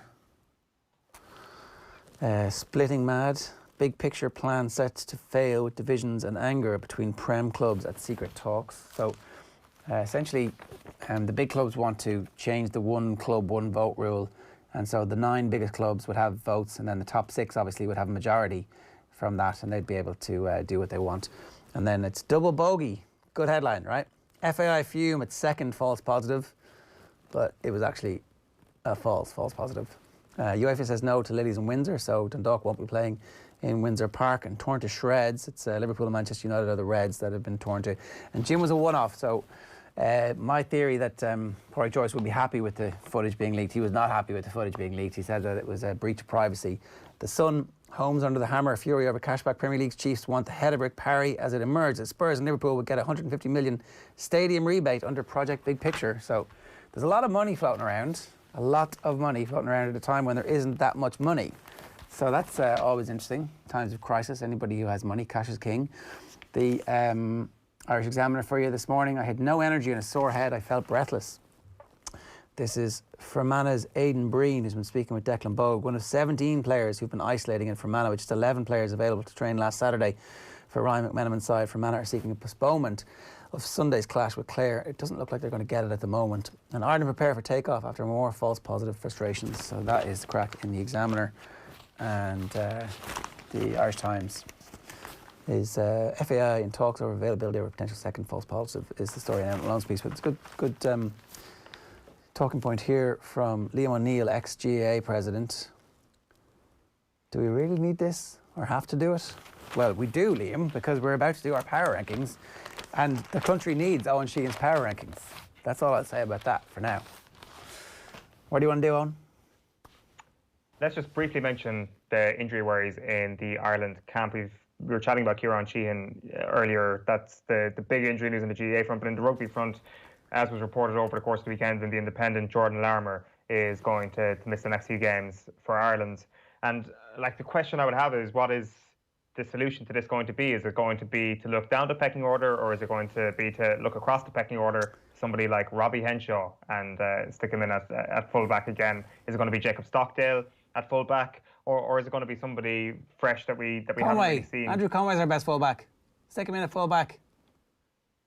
Stockdale is probably going to edge him though, isn't he? Like, Conway is on the pitch, but you probably prefer Conway on the wing to Jacob Stockdale. I mean, I want Conway because I just think he's brilliant. I think that he's absolutely at the peak of his powers. He's got a really good kicking game. He's got game management. He's got experience. That's a very important defensive role at fullback. And look, I don't know, maybe it unleashes Stockdale and it sets him free, but I don't know. I'd like to see... and here's the other thing we haven't really spoken about. Maybe they can both play 15 at one point at various stages in the game. One is with 15, the other one's in the wing, and they switch depending on where the ball is, and that actually, you know, we've got a slightly different approach to this. But have we completely abandoned the idea of a real playmaker at 15? I guess it's the way rugby is played quite often at the moment. You look at the aerial threat first off, and you look at someone like Jordan Larmour or Andrew Conway, a converted winger, essentially, at fullback, whereas the conversation we were having when Joey Carberry was fit was how do we get the playmaker in that? Yeah, exactly. So is that also another avenue that people can go down in terms of who is your halfback, who is your next best 10? Like, I don't think Ross Byrne has ever shown himself to be a Carberry-esque player where he'd be able to play 15. He's definitely going to be an out-and-out 10, and he's definitely staying there. But I just wonder if with every 10 that comes in now, should we also be thinking about trying this thing out at 15? It's not something we do very often in Irish rugby. Like Robbie Henshaw playing there, a midfielder going back, was as left field as the thinking has been with regards to the 15 jersey. We should be looking at this as an opportunity. Not that Jordan Larmour's injured, but that the Rob Kearney era presents us with the opportunity to try out a few different people. And now that Larmour is injured, I think being as experimental as possible, there's going to be no harm in that whatsoever. Especially in November, I think. Yeah, totally. And the real shame, I think, from some of the injury news has actually been Ryan Baird. be missing, because that would have been a really good opportunity for himself and James Ryan to, I guess, see if the hyperbole is lived up to the hype, because we are thinking about them as a second row partnership that can last till the next World Cup and pick themselves in that second row. There's only one way for that hyperbole to be quelled, and it is for the two of them to play together and fail. But it's important that we actually get them on the pitch together in an Ireland jersey and ensure that it's not going to happen. But I suspect that it will. Who cares if they fail? Like, they've got to get together and you've got to give them the opportunity to grow. Right, competition time. Celebrate the launch of Expert Electrical's new website, expert.ie. They've given us a €200 voucher for their online store to give away every morning this week. To win, all you got to do is tell us who our mystery voice is. He says he's a jack of all trades. Yeah, look, I played centre back a lot when I was growing up. I feel really comfortable there. I was quite happy when they said I was going centre back. Tell us who our mystery voice is. He played centre back at the weekend, having started at right back. Yeah, look, I played centre back a lot when I was growing up. I feel really comfortable there. I was quite happy when they said I was going centre back. You can only enter this morning on WhatsApp. That's 087 9 180 180. You can find details of your local Expert Electrical store or shop online at expert.ie. Now, what time are we at? 8:50 here this morning. And look, it's really been 7-8 long months. It's kind of been maybe it's actually longer than that. Maybe it's over a year. We've been waiting in the desert for a small drink of water. A little morsel, a pouch of water to fall from our master's table. And finally, after much deliberating, Eoin Sheahan has deigned to come down again from the mountain and give us his tablets. The power rankings are back. The most correct and efficient and clearly perfect power rankings, to give them their full title this year. We'll go from 32 down to 1. We may go straight into this and go from 32 down to 20 with a few rapid-fire counties here. Not going to have New York in here because they're not playing in the league. I'm actually doing well to be putting London in here at number 32 because they're not even going to be playing anymore this year. They're not taking part in the championship, but still the worst record. So they're at 32. At 31, we've got Waterford. At 30, we've got Sligo after a fairly miserable few years. At 29, the Paul Galvin-less Wexford are in there. At 28, we've got Wicklow. At 27, we've got a Carlow side that have really come back to that pack in the last 12 months. At 26, then, we have Louth, who are having a fairly terrible time in Division 3. And at 25, we have Antrim, who are having a pretty good time in Division 4. And at 24, another side also enjoying the Division 4 life, Limerick. At 23, then, we have Leitrim. At 22, we have Tipperary. After, again, tough years for Tip. There is a bit of glimmer of hope coming for them, hopefully from their perspective this year with a few players back. At 21, then, is Offaly. A mini resurgence under John Maughan, potentially breaking into the top 20 this year, and into the top 20 we go. I presume you've got no complaints so far that it is I think you're a bit low on Sligo, a bit low on Tip, a bit low on Offaly. But sure, look, I haven't seen the rest of them yet, so I need to know who to take out of your ladder before I can. I'd love to see the little part of your brain that's going, that's a disgrace, putting Sligo down there. Like, well, I don't like, we can come back to that. At 20 is Derry. At 19, we've got Longford. At 18, I have gone for Fermanagh. At 17, then, is County Down. Hang on, Derry 19, Longford. Derry are 20, 19, Longford are 19. 18 Fermanagh. 17 are Down. Coming in at number 16 then.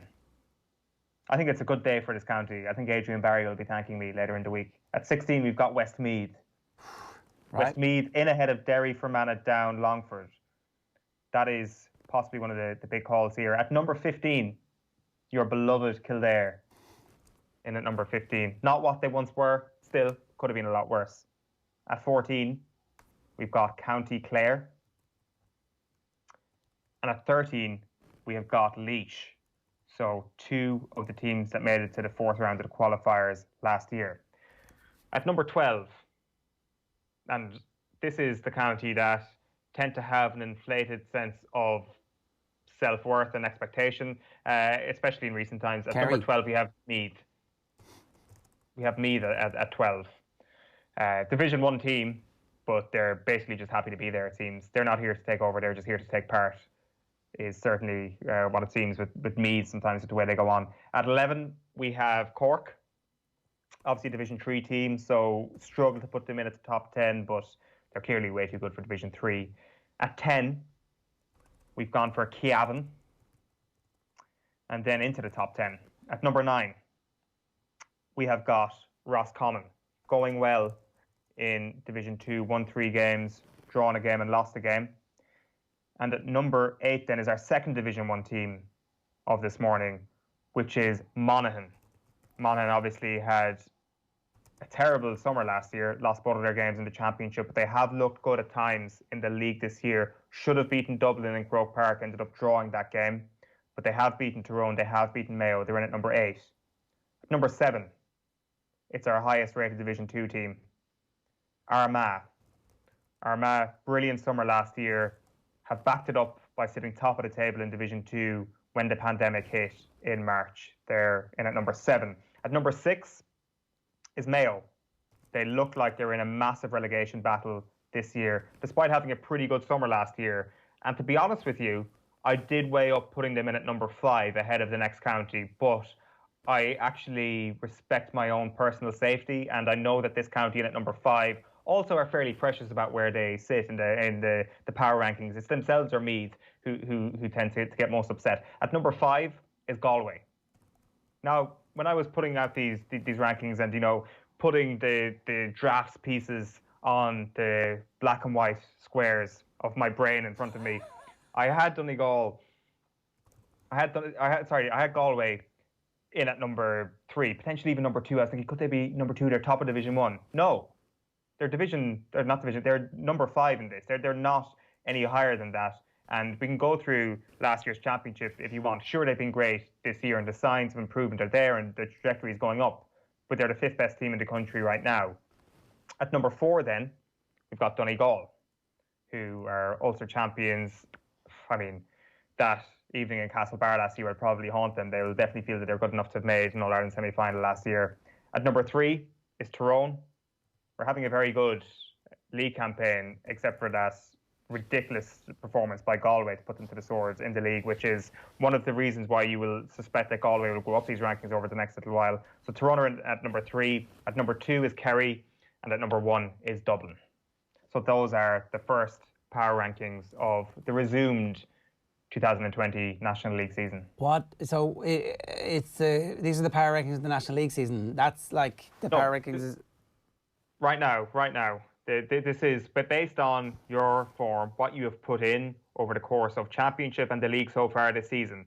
Those are the things that are weighted most heavily when it comes to making these decisions, with a couple of exceptions, because a couple of counties obviously got raw deals when it came to their draw. Naturally, if you're an Ulster county, you're going to have a raw deal as opposed to a team at Leinster County. So you cannot come up with a formula to judge everybody by the same algorithm.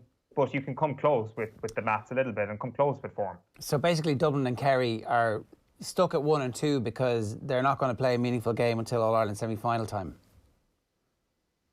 Correct. Unless, of course, Kerry get beaten by Cork in their Munster Championship game, at which point they will tumble quite considerably. If you lose to what will then be a Division 2 team, then you will tumble down these rankings. You need to get beaten, of course. But we're now in the realm where we're not going to have a Super 8s. We're not going to have a league final. The window for these rankings to change dramatically, I accept, is definitely small. But you will also have big games in Ulster and big games in Connacht, which will likely stem the tide a little bit. Galway could also win their last 2 games. They could hammer Mayo this weekend and really put distance between themselves and Mayo, and they could end up winning the league, essentially, and that will definitely strengthen their case. Why are Tyrone ahead of Donegal? Tyrone are ahead of Donegal because they made it to the All-Ireland semi-final last year. The way I looked at it as well is on league form this year. They've had a slightly better league campaign, just about. It was a very, very close one to call because obviously in the Ulster Championship last year, Donegal came out on top. But when it came to the Super 8s, when it came to qualifying for the All-Ireland semi-finals, Tyrone were there. Tyrone came through the back door last year in the Championship and put in some really impressive performances, like that hammering of Cavan, that 16-point hammering of Cavan. They always hammer Cavan. was an indicator that they were very much back on track, or very much on track, and that they definitely had enough in the tank to get to the semi-finals. They beat, obviously, Roscommon in the Super 8s, they beat Cork in the Super 8s. They came through, and Tyrone tend to do it the hard way. They did it the hard way when they won the All-Ireland in 2008. And a long time ago. A long time ago. They've no McShane this year. Yeah, but like you're putting me on the spot. The last time I saw Tyrone play, Colin McShane was playing, and he was back for that game against Kerry and Dungannon earlier this year, and he's got injured obviously since. Yeah, he's not playing. He's gone for the year. But my point here is that what they have actually shown is part of Colin McShane's team. So their form has been good enough with Colin McShane in tow to put them in at number 3 in the power rankings. Okay, I think so. I'm not actually being as predictive as I used to be with these, is the thing. Well, they shouldn't be. I don't think that. I think Tyrone without Colin McShane can't be in the top 3 teams in the country, irrespective. But are you factoring in the players that have come back in? Well, I mean, is Matty Donnelly going to be fully fit and able to go, and is he going to be as good as Matty Donnelly used to be, or is it going to take him a little bit of time? Is next year when they have McShane and Matty Donnelly and Conor McKenna fully up to speed and ready to go? Like, Conor McKenna is obviously we are given to understand kind of seemed to slip out, and Kavanagh was doing his retirement interviews that he's available, but I don't know if he's going to be the superstar that everybody thinks he is straight away. That's my point on the way I've structured these, is that of course you can make a case that the like Conor McKenna or Matty Donnelly or something will come in and make up for the absence of Colin McShane. They won't. We don't know. If they had all those players together, you could make the case that they're the third best team in the country. Just one quick point. I don't remember their All-Ireland semi-final performance last year at all. It's completely gone from me. It was Kerry beat them by goal, right? Yeah. And was it a close game? Was it like never in doubt? Did they have a late rally? I actually can't remember that game at all. Yeah, no, in fairness, McShane was absurdly good on that afternoon, and Tyrone were leading at half-time. It was a dreadful first-half performance. Felt like there was 200 people in Croke Park. It was dead, and Kerry just came back into it in the second half. Stephen O'Brien scored a goal, and were the better team in the second half and deserved to win. But McShane did tear the Kerry defence to shreds. Like, this is the thing. Like, I can start making exceptions for the fact that Tyrone have lost one of their best forwards, and then get into the hypothetical of where that might leave them. But actually what I've decided to do this year, I'm a changed man on these power rankings, is that I'm actually putting form and actual results ahead of everything else. Nothing else matters. Like Michael Quinlivan being back for tip, for example, that's not going to give them the rocket fuel now. I expect it will. Now, we can expect that Tyrone might fall flat and they won't have enough firepower up front. Yes. And they will thereby, their results will dip. But I will let the power rankings be a reaction to the result, because too many people think that there's too many opinions going on here. I've always said these are stone cold correct power rankings, and they're even more stone cold and more correct than last year and the year before. Okay, what about the fact that Galway look like they're a team who have finally put together all of the best parts of Kevin Walsh and all of the best parts of the repressed attacking talent that we thought they had over the last couple of years? So, good defence, a fully fit, it seems like from the outside, functioning forward line where Comer's going to be available, Walsh is playing out of his skin, and they're the 5th best team in the country? How did they do in the championship last year? The most important recent competition we have to judge them on. I mean, I think that things have changed since then, have they not? But we've played half a league. They've played 5 league games since the championship, which is the most important recent competition we have to judge them on. They got beaten by Roscommon. They got beaten by Mayo. Like, if you're genuinely a team that feels that they should be contending for the All-Ireland, you've probably got to win one of those games. Just one of them. I'm not asking for you to win both of them. But you can't get beaten by Roscommon and by Mayo. You can't thereby kind of come out of the summer looking like the 3rd best team in Connacht if you want to be winning the All-Ireland. I accept that they have taken a step forward this year, no question about it. They're so much better than they were last year. They hammered Tyrone in the league, which was one of the most impressive performances we've seen, one of the most impressive individual performances we've ever seen from Shane Walsh on that particular afternoon. Yeah. Different management team. Jim McGuinness in doing sessions. I would have loved sprinkling a little bit of magic on them. I would love to have seen how it turned out if the league had actually come to its conclusion, and to see them actually win the league final, because they got to the league final under Kevin Walsh and they put up a decent fight against Dublin. And when it came down to playing Dublin in the summer, they just weren't any good. Now, in fairness, that year they did get out of their Super 8s group. They did look like they'd finally got to the point where they were going to be regular semi-final contenders. 2019, though, flew completely in the face of that. It flew completely in the face of that. And I know they've had their injury troubles, but I don't know. I'm writing off almost the misfortune that different counties have, unless it's a ridiculous level, because everybody has their injuries going into every summer. Well, okay, fair enough. What's his bloody criteria for this? Apparently, there's a science.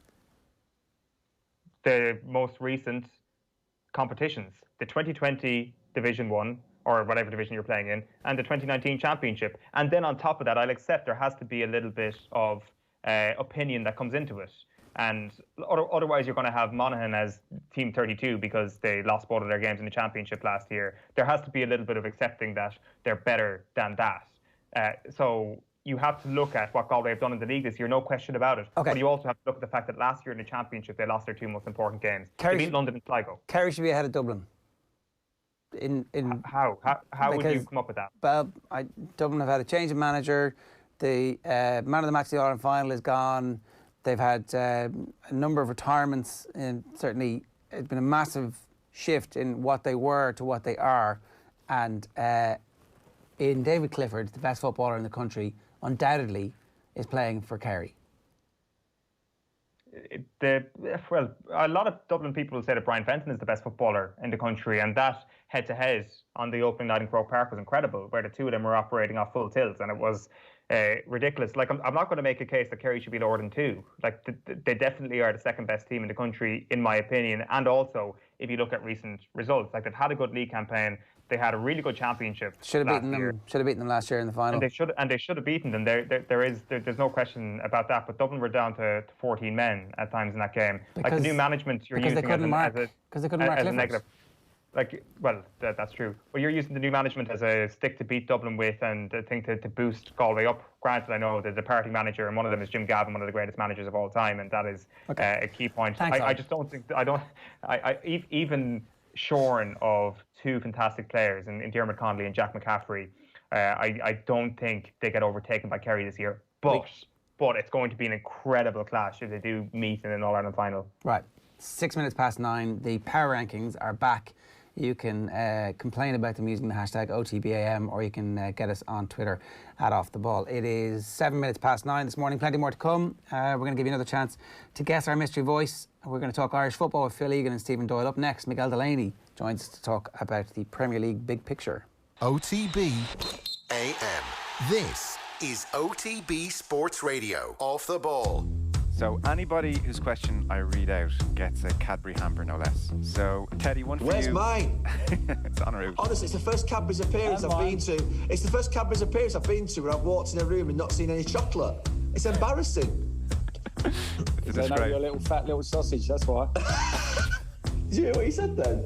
Call me a fat little sausage. You can't call me a fat little sausage on camera, I mean.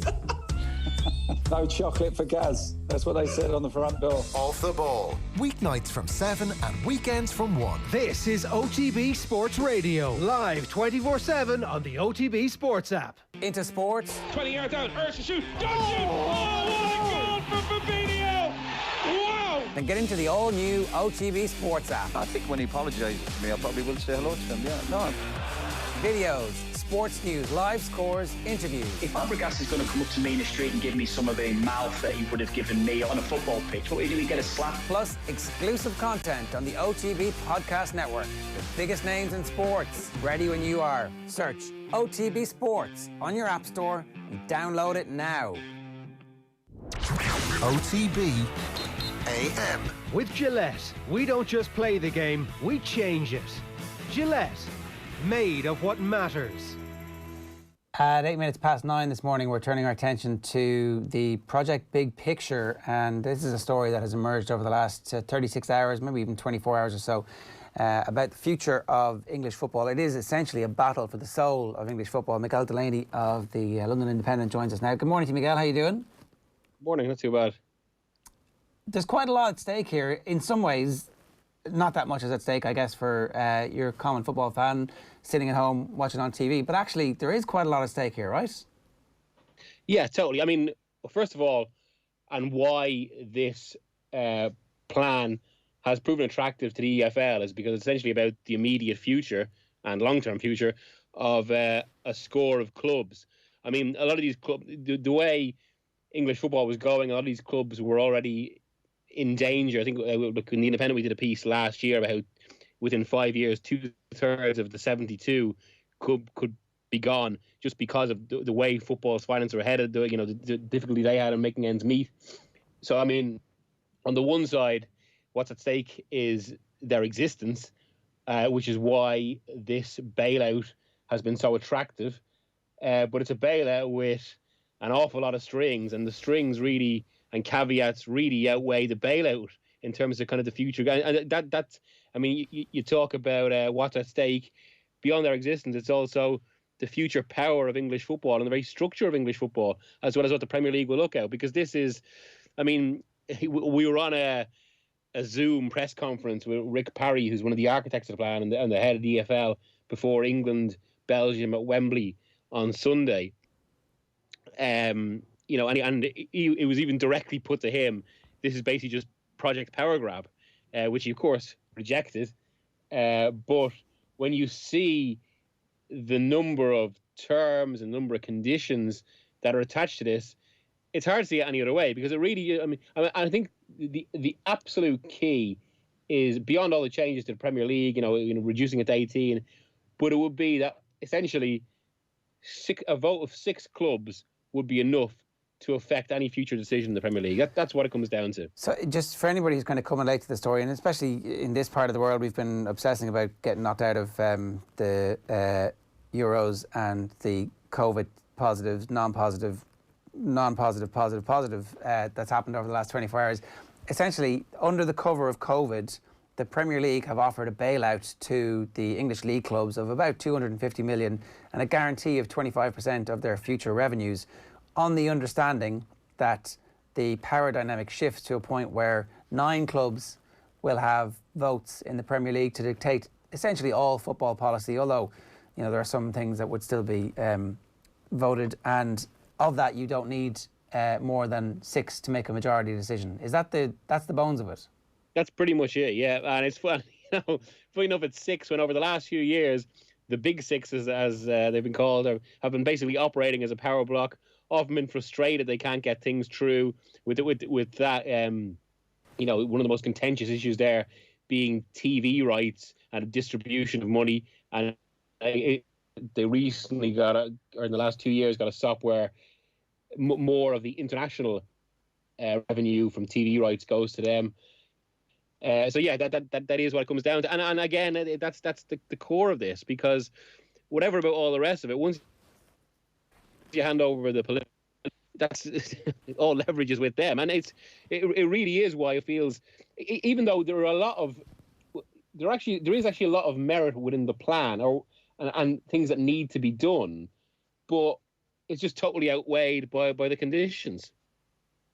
The stuff that needs to be done is giving the league clubs some access to the massive amounts of money that slush around the Premier League system, to give them a lifeline so that they continue to exist and we still have a League One and a Championship and a League Two, because that's how English football has always been, and those clubs are important local facilities and amenities. Yeah, exactly. And even, I'd obviously be no defender of the Conservative government in this country, but say in some of the negotiations that have been taking place about, going right back to Project Restart and all the conditionality about coming back there, and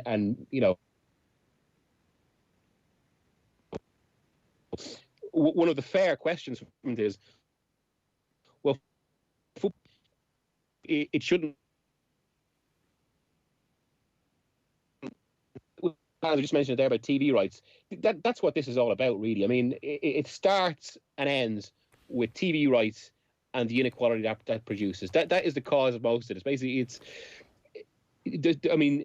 as we've seen with the rising broadcast contracts, although, interestingly, within the plan, there's talk about how they expect broadcast rights to go up by 10% in the next round of negotiations, and that will help pay for a lot of the bailout, which is obviously key to getting the other side on board here.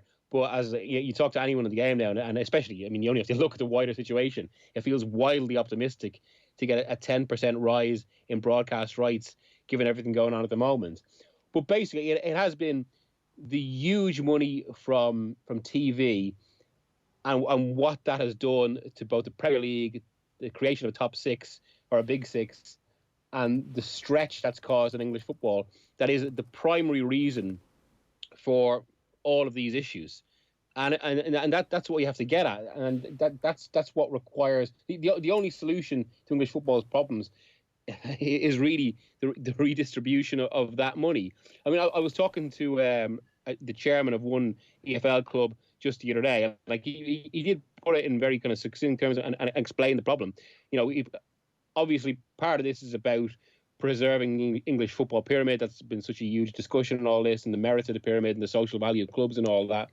But as he put it, the strength of the pyramid is also its weakness, which is linked to relegation.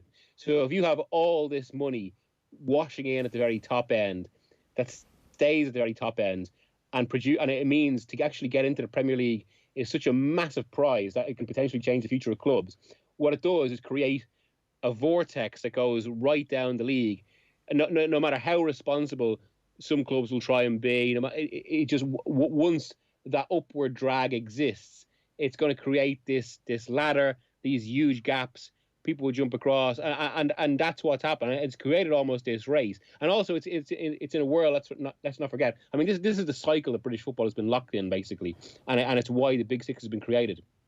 The more money they get, obviously, the better players they can buy, the more attractive they are, the more money they get. And what that has done is actually, I did a piece in this last year, and it's again why so many of the 72 are under threat. What that has done is basically, it's not just consumed money and interest, but it started to concentrate fans as well. So that so many of these kind of local clubs in the EFL, the old kind of, as was put to me, the dad son, if you want to be sexist about it, but the dad son kind of handing down tickets legacy is starting to be broken, and it's ultimately why so many of these clubs, their traditional support is maybe beginning to get eroded despite their huge community value. And again, this plan will just fortify more of that. It hands more power and more, it gives the Big Six the chance to just really consolidate their strength, become more attractive, and further pull away. And I think that's the major problem with the plan as well, is whatever about the good it does in stabilising English football financially at a time of, unprecedented volatility, it doesn't just stabilise, it puts it in stasis. It basically freezes the power structures as they are. And that's also one of the remarkable things. I mean, when you even think about it in those terms, because it's only years ago where John Henry, the owner of Liverpool and one of the architects of this plan, he was complaining about, there's only 4 clubs who are internationally attractive from the Premier League. It needs to be better than that. Well, in that time, it's grown to 6. And my point being just there, it just feels it's illogical and misguided to just try and freeze the power structure at any point in time. And because of the details of this plan, that's exactly what it would do. Miguel, do you think that a Big Six has been so formed at this point that it is essentially getting freezed anyway, that regardless of an actual plan, that the Big Six are getting bigger, that they are pulling away from the pack even more than they have done at any point, that this plan is maybe a better deal for the EFL to the ultimate consequence, which is the Big Six getting bigger and beyond being chased down? Well, I mean, obviously that's where I do have a lot of sympathy for the EFL and Rick Parry, who's head of the EFL and has been one of the architects of this as well. And I think it's also why there is some logic in the plan, in that, I mean, I did a huge piece in this myself back in February about, I mean, inequality is now arguably hardwired into football. We've had 40 years of every single decision in football has been going one way. There's even an argument it's embraced a mode of hyper-capitalism to a greater degree in the industry in the world, including international banking, because it doesn't have the same level of intervention. And what that has done has created, not just in England, but basically a group of about 10 to 11 super clubs, obviously with the likes of Bayern Munich and Juventus in there, or PSG, who are regularly winning the league and winning a greater proportion of their games than ever before, which again is just propagating this problem of them being more attractive and generating more income than 99.9% of the game. And I think the way football is moving, there is an argument that inequality is actually unsolvable. And it's why when the story came out on Sunday through a brilliant scoop by Sam Wallace in the Telegraph, and he followed that up with an interview with Parry, within that, or within one particular comment from Parry, there was the logic, which is basically that this is the situation as is. If it continues, clubs that have a real social value will go bust. And we're talking about, tens of clubs, possibly, 30, 40 out of 72. This saves them.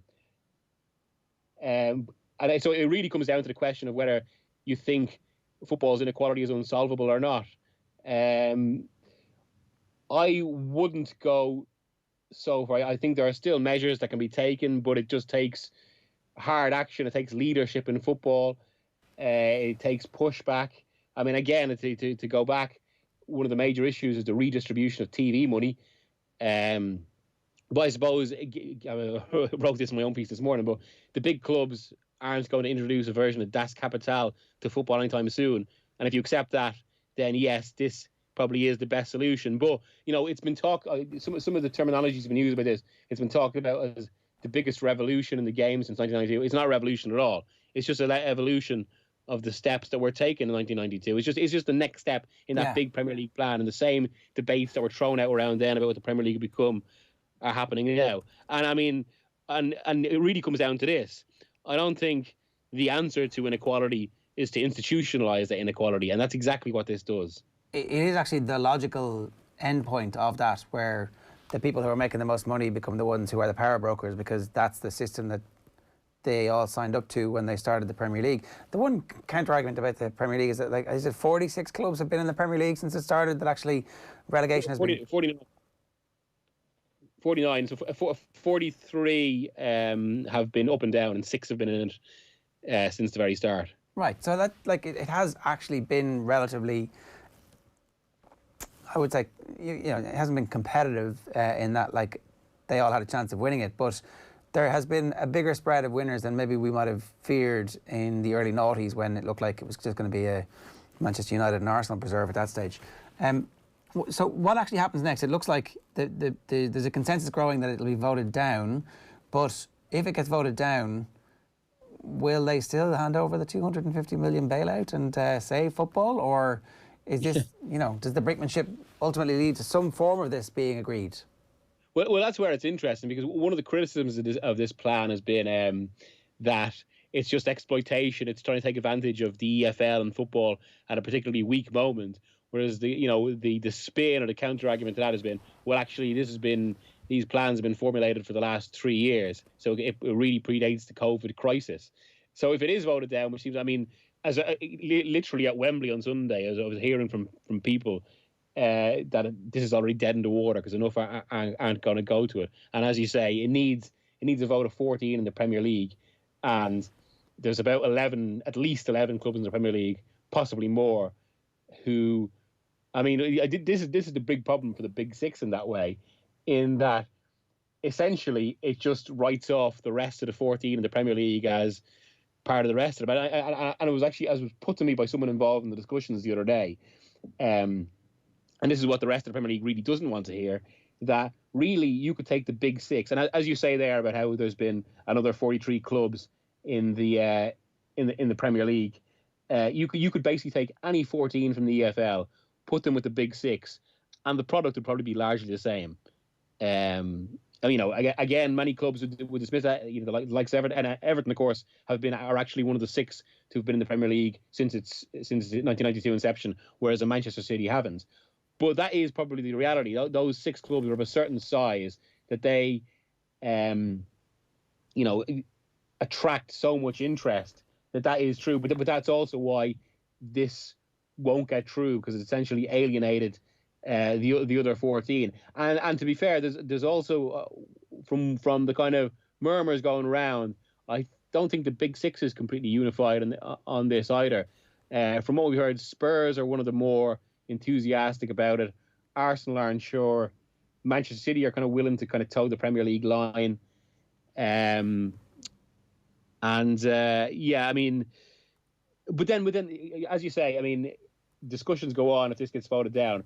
But something else that was put to me in all this was basically that this obviously isn't the plan in its final form. This is a negotiating position, and I mean, and it's interesting actually that within the plan, say, some of the ideas are to reduce the Premier League to create more space for European competition, which is very much because the Juventus owner Andrea Agnelli has these big ideas for expanding the Champions League as well for 2024-25.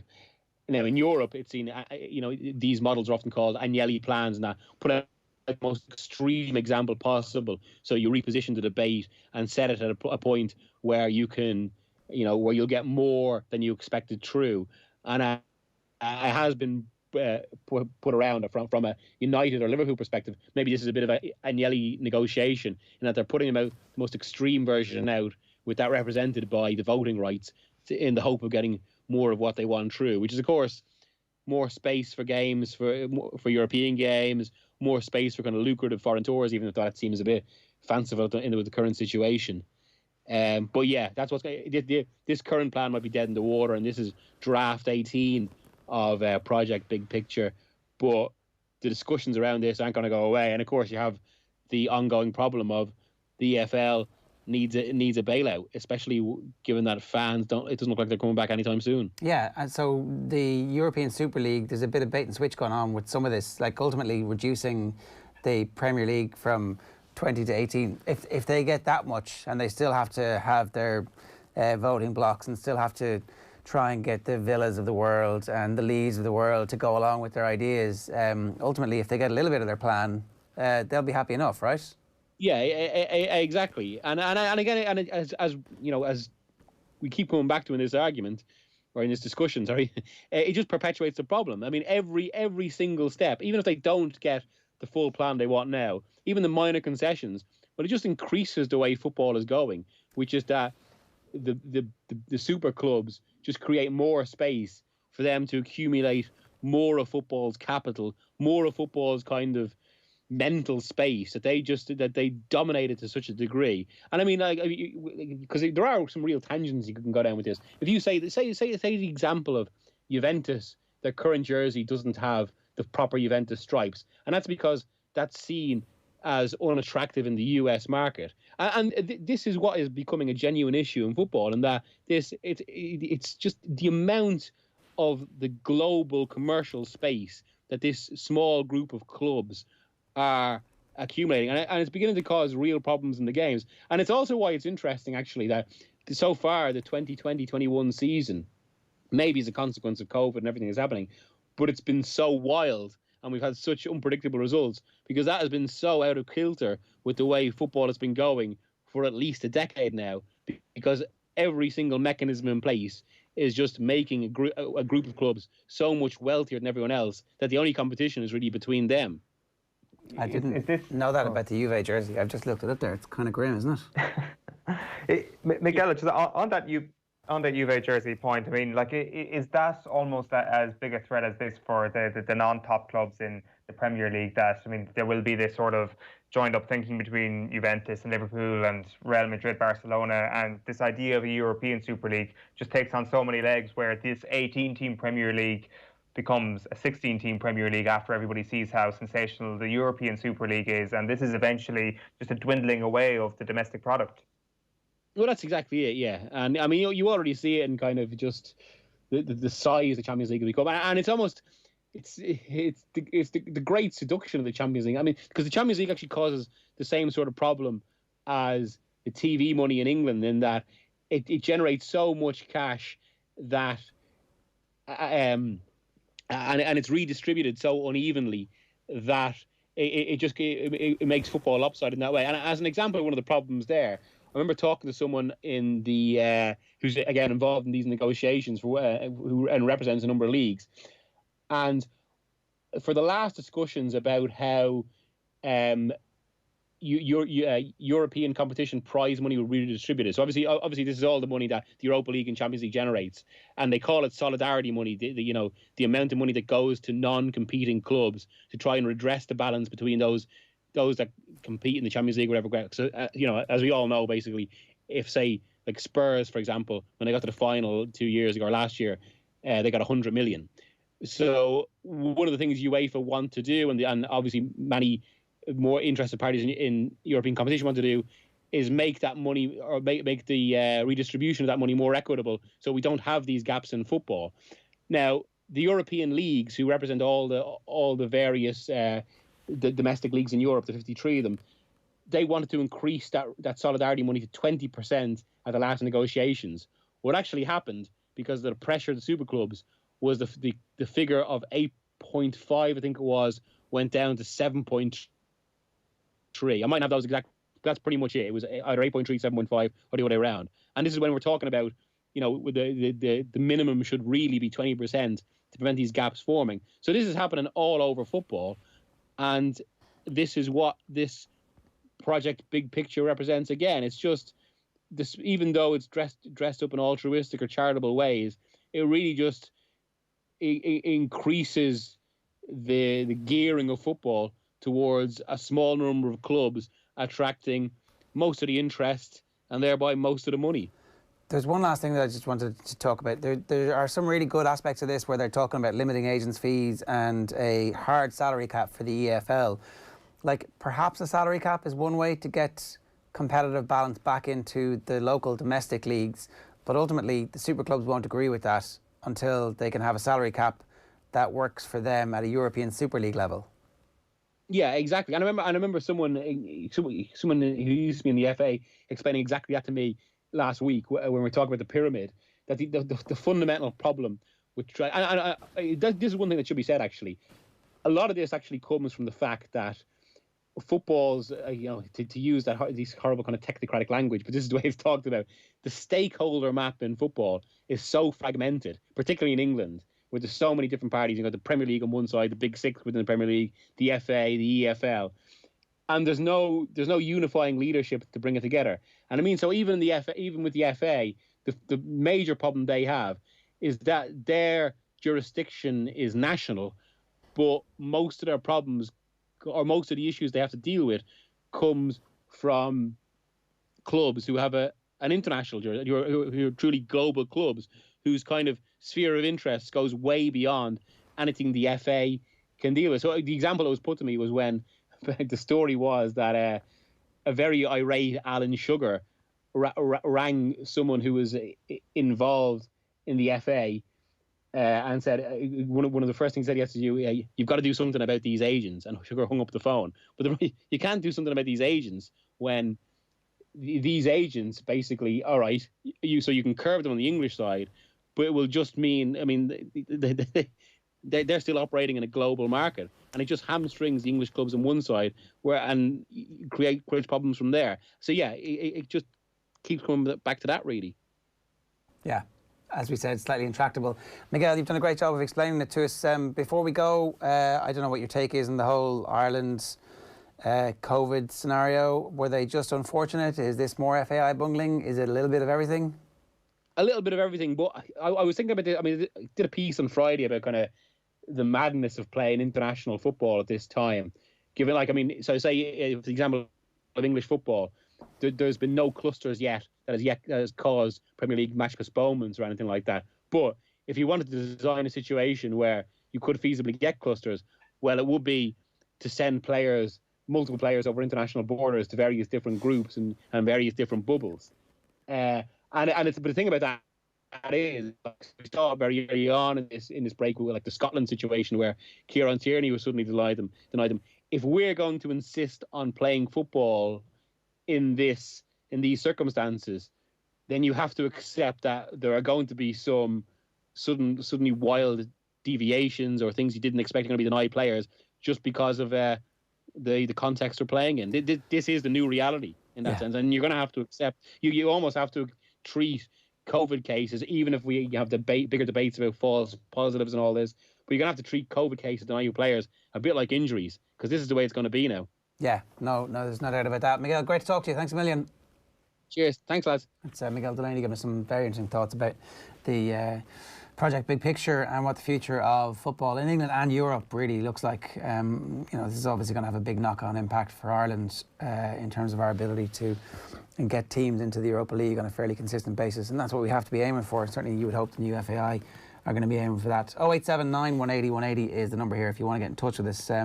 Some stuff coming through, and I'll give you one other final opportunity to enter our competition. I'll do these quick texts first.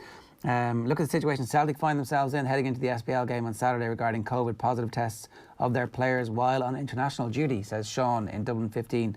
That's what's going to happen. Oh, and it's like going to be pressure from the club saying, hang on a second, do they have to compensate us now for the players who are unavailable? This might have an impact on the destination of league titles.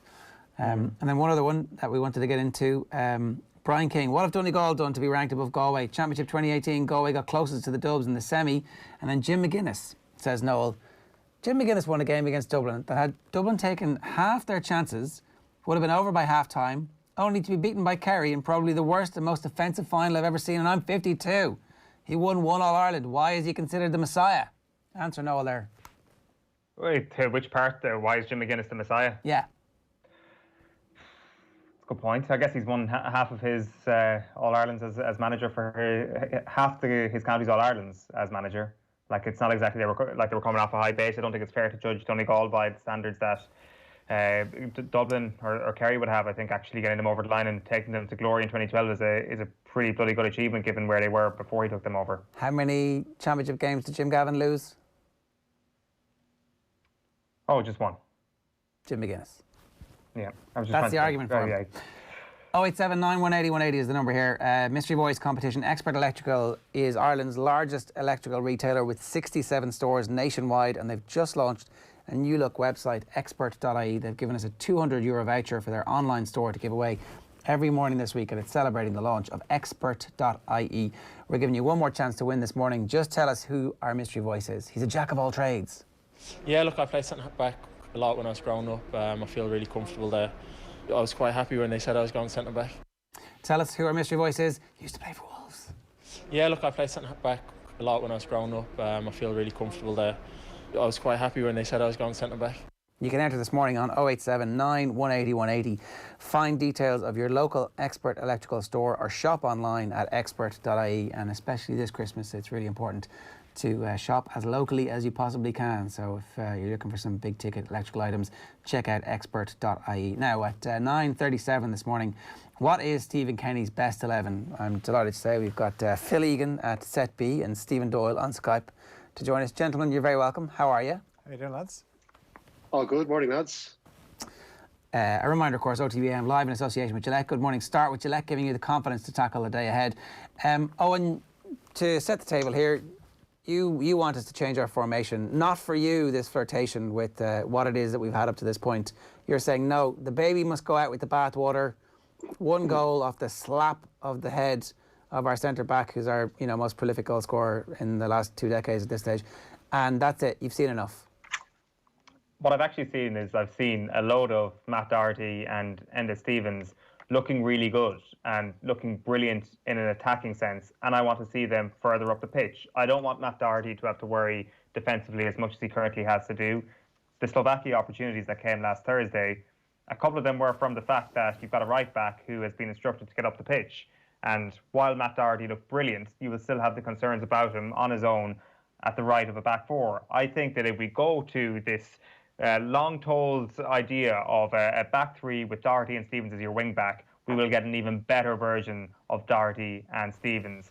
I think that this is 100% something worth trying out. I think it could be a great way to reintroduce Seamus Coleman back into the fold whenever he's fit again for Ireland. And of course, we have a host of other centre-backs that can play in there, not least Duffy, Egan, Kevin Long and Darragh O'Shea. It makes perfect sense from that perspective. And I would also like to see if our midfield, if we take the Bulgaria and Finland examples, if our midfield looks as overrun or if that is as much of a problem when you do have 3 centre-backs or 3 defenders. Are you not throwing Bulgaria and Finland out on the basis that nobody was fit?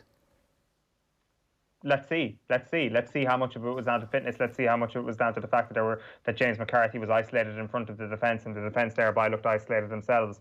I think this is something worth trying. I just think that, I'm not sure if the lads agree or not. I think as inverted right midfielder and left midfielder at times against Slovakia last week, Doherty and Stevens looked so good. This is about the positives that those guys are bringing, and we need them further up the pitch because they are two of our most important outlets and two of our players playing at the highest level with regards to our club players. All right, the brief is Stephen Kenny's best 11. Stephen, let's start with you.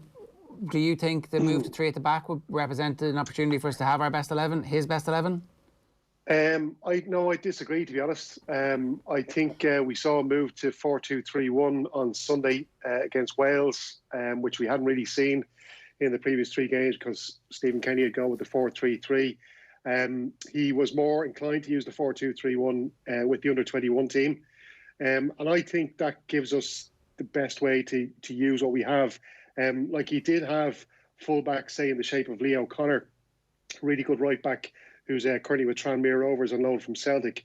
And he used to get forward quite a lot as the right fullback in that 4-2-3-1. So I don't think you have to, drastically change formations just to get the best out of your fullbacks.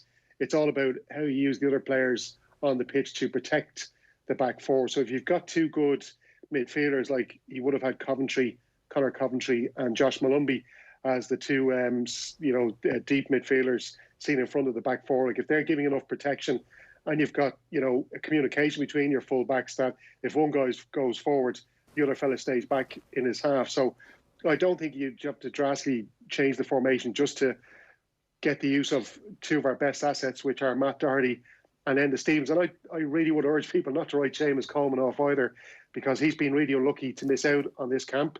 I know he's going to be 34 by the time he gets to the World Cup in Qatar. Fingers crossed we get to that World Cup in Qatar.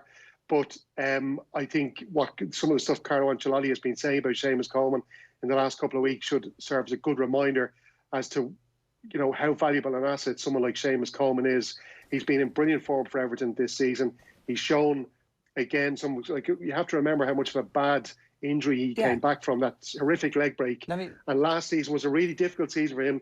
He only got back into it towards the end of last season, and this season he's been brilliant under Ancelotti, and he has shown that good attacking play we know Seamus Coleman to do. I think everybody agrees that he's back to something approximating his very best. Just Phil, on that last point, right before we move on from this, given that Matt Doherty played centre back at the weekend, we were always saying he would be the right back in 3 at the back. You move Coleman as one of those 3 centre backs, which always seemed a little bit weird to me because he's not really built to be a centre back. Is there a possibility that your right wing back is actually Seamus Coleman and that Matt Doherty plays alongside John Egan with Shane Duffy? And we've seen what John Egan can do strolling out with the ball, and that's not a bad idea to have Matt Doherty playing there as well.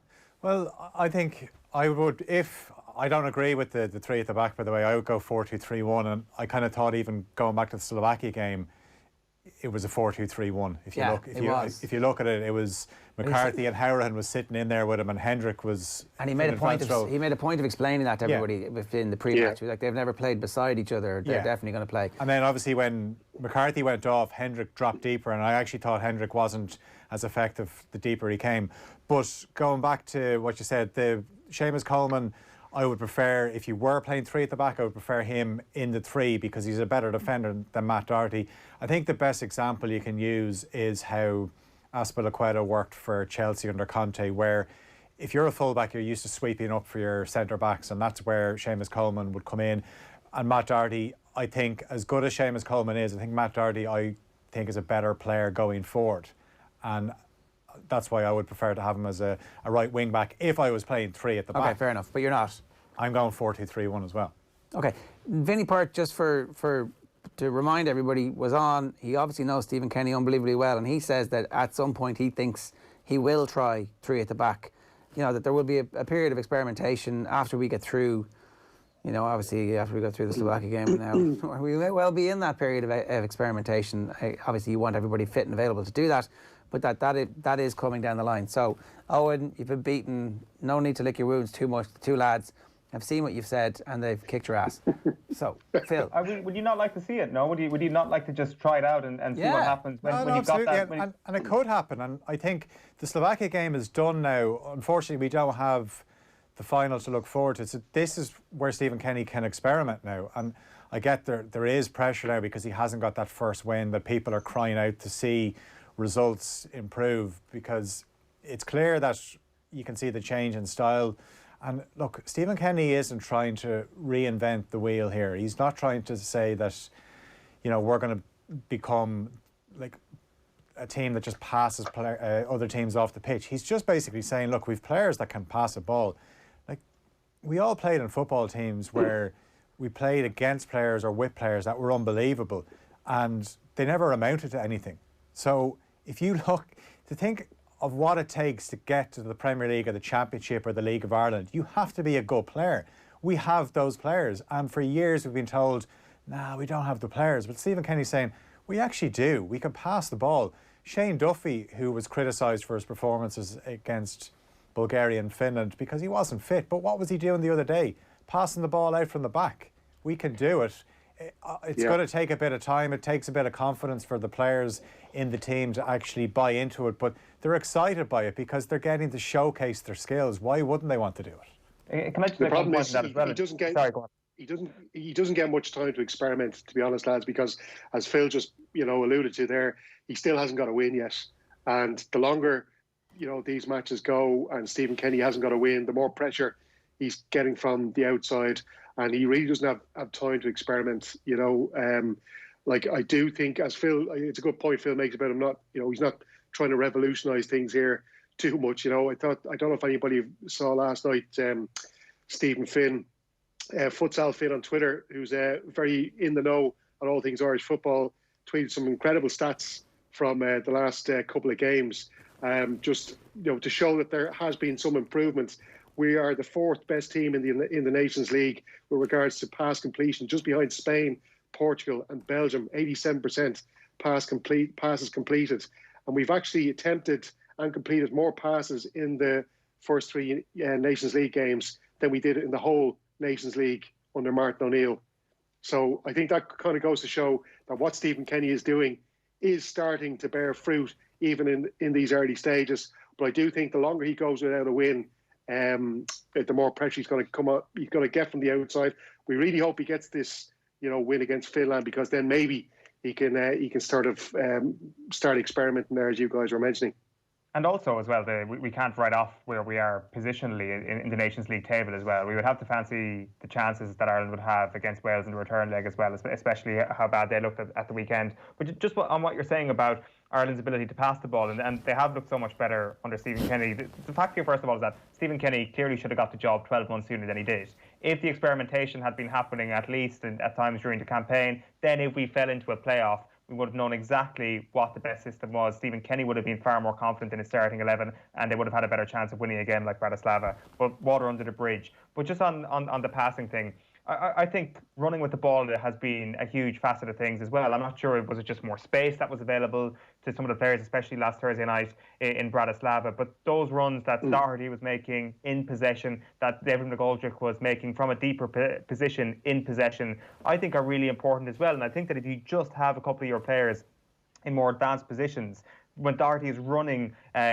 towards goal, obviously facing the play, this is a situation where he's lethal from, and I think that's why he was so good for Wolves. And I just think that just because we've got a good version of him in a 4 at the back doesn't mean that the 5 at the back version isn't going to be even better again. I accept it's been really good, and the 4 at the back has definitely proven to be I guess they've kept 2 clean sheets, so it has been successful on one front, but I just think that there is still another level to be taken from what those fullbacks can offer as wing backs, and I will leave it there on that one.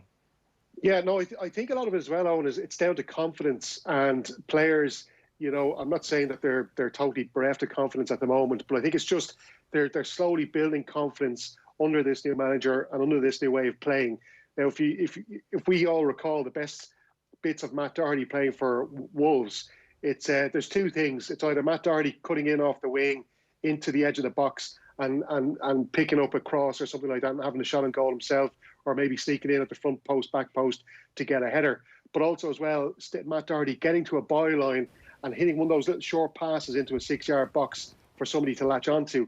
Now, that's all about players confident in getting into the box at the right time. And I think there's still that that sense of players maybe afraid to make those runs along with Matt Doherty because they might get caught out on the break and that there's nobody there behind them to help out. So I think it's all part of just that confidence building under Stephen Kenny. And I think as well, the other major factor I think at the moment is set pieces. We know Stephen Kenny is a big believer in set pieces, something his Dundalk teams were really good with over the years, and other League of Ireland teams he was in charge with. I think our set piece deliveries have been really poor, and our crossing as well. I know a lot of us were kind of exasperated listening to Mick McCarthy's commentary and going on about crosses all the time. But look, we're not saying we want to eliminate crosses altogether. They are still a part of the game, but they have to be good quality. And I just feel that sometimes Robbie Brady, Conor Horan, I don't know what it is, they've just let us down a little bit slightly with regards to deliveries, either putting crosses straight into the hands of keepers or too close to the goalkeeper, or else free kicks, corner kicks, just not giving our attacking players the opportunity to have a shot on goal. I think that really needs to improve a lot. Big Mick kept going on about the save that Darren Randolph had made. Wow, I mean, made that save against Gibraltar, a game which he was bragging about winning 1-0 against Gibraltar. How did we win that game, Ger? With a cross. It was a cross. Now, I think another thing, you talked about confidence. It's also about players, when they get the ball and they give it to someone, making the run with the confidence to know that they'll get the ball back. And we're not scoring goals at the moment. We didn't score goals in the last campaign, but what we're trying to do is create patterns, create space, that we have a formula on how to score goals, rather than put it in the box. It might hit off someone and it might drop to someone and you score. Yeah, it's great, but and that can still happen. You can still put a cross into the box and it ricochets and it works out for you. But we're trying to come up with a more consistent way of creating chances, and that will come with confidence. And then, we see more consistent performances where we hold on to the ball, we create chances, players know their roles, and it's going to take time. I'm not, as I said, like there has been a few aspects so far that have disappointed, but I have been positive enough in what I've seen so far that, there's definite signs. Like, say, for example, the Wales game, right? The Wales game the other day, you were mentioning the passes. So let's compare the two Nations League games at the Aviva. So the one under Martin O'Neill, where we lost 1-0, the Harry Wilson free kick, when Ireland attempted 417 passes in that game, 328 completed. The other day, 558 passes attempted, 467 completed. Now, we didn't score, but we didn't concede this time. I'm just saying, like, there is definite signs, and the icing on the cake, obviously, is when the goals come, because we can't turn to a young Robbie Keane, so we have to find other ways of scoring, and that's creating chances for other players. Maybe we can turn to a young Troy Parrott. I don't know. I mean, look, I do... Adamida, Aaron Connolly. Yeah, or I actually think it's a bit weird that Obafemi, when we can't score goals, isn't somewhere in training, sticking them in, going, come on, this is what you do, lads. Like, maybe he's not the answer, but at least give yourself the opportunity to see if he's the answer or not. I know he knows him really well, but look, maybe sometimes somebody in one environment, the environment changes for them and things change, and who knows? Look, we can come back to that. Phil, you're going to have to go in 2 minutes. What's your team? Okay, so I'll give you my team for tomorrow night, because obviously it's been affected by COVID, but I'll stick with Randolph. I'll stick with that back four that started in Slovakia of Doherty, Duffy, Egan and Stevens. Then my two would be Malumbi and Cullen. I'd go Robinson, Hendrick, Connolly in behind Adamida. And then if Malumbi and Cullen? Yeah. Right. I think I'd like to see something different in there. Obviously, Malumbi was man of the match the other day, and I'd like to see another player who wants to get on the ball like Josh Cullen. And I wonder how things are going to work out from the fact that he's moved to Anderlecht. Is that going to work against him or not? But he's going to be playing in a more technical league, which will suit him. Yeah. And then if I was picking my team, say, at the moment, if he had his full hand, I'd stick with the same back four. I'd go Malumbi and McCarthy at the two, and I'd go Robinson, Hendrick, Connolly and McGoldrick. Robinson, Hendrick, Connolly and McGoldrick. So 4-2-3-1. Okay. I mean, look, the Malumbi Cullen partnership is like... That's tomorrow. Let's have a look at it. Yeah, okay, so that's tomorrow. But Egan's not playing tomorrow because Sorry, Egan's not playing tomorrow, yeah. So you're going to throw in another centre half. Darragh O'Shea, yeah. That'll be a pretty exciting team. Steve-O, what's your team for tomorrow? Tomorrow, I'm going with Randolph and goal, Doherty right back, Duffy and O'Shea centre back. I've seen O'Shea in a couple of games for West Brom this season. He's I know they're getting beaten a fair bit, but he's gaining experience and he does look out of his depth. And then Enda Stevens on the left. I'd stick with Malumbi and McCarthy because I think we need a win tomorrow, and I'm still sticking out as best a team as I can. I do like Josh Cullen. I'd like him to come on at some stage. Then I'd go with 3 behind Adam Ida up front, and I'd have Hendrick on the right.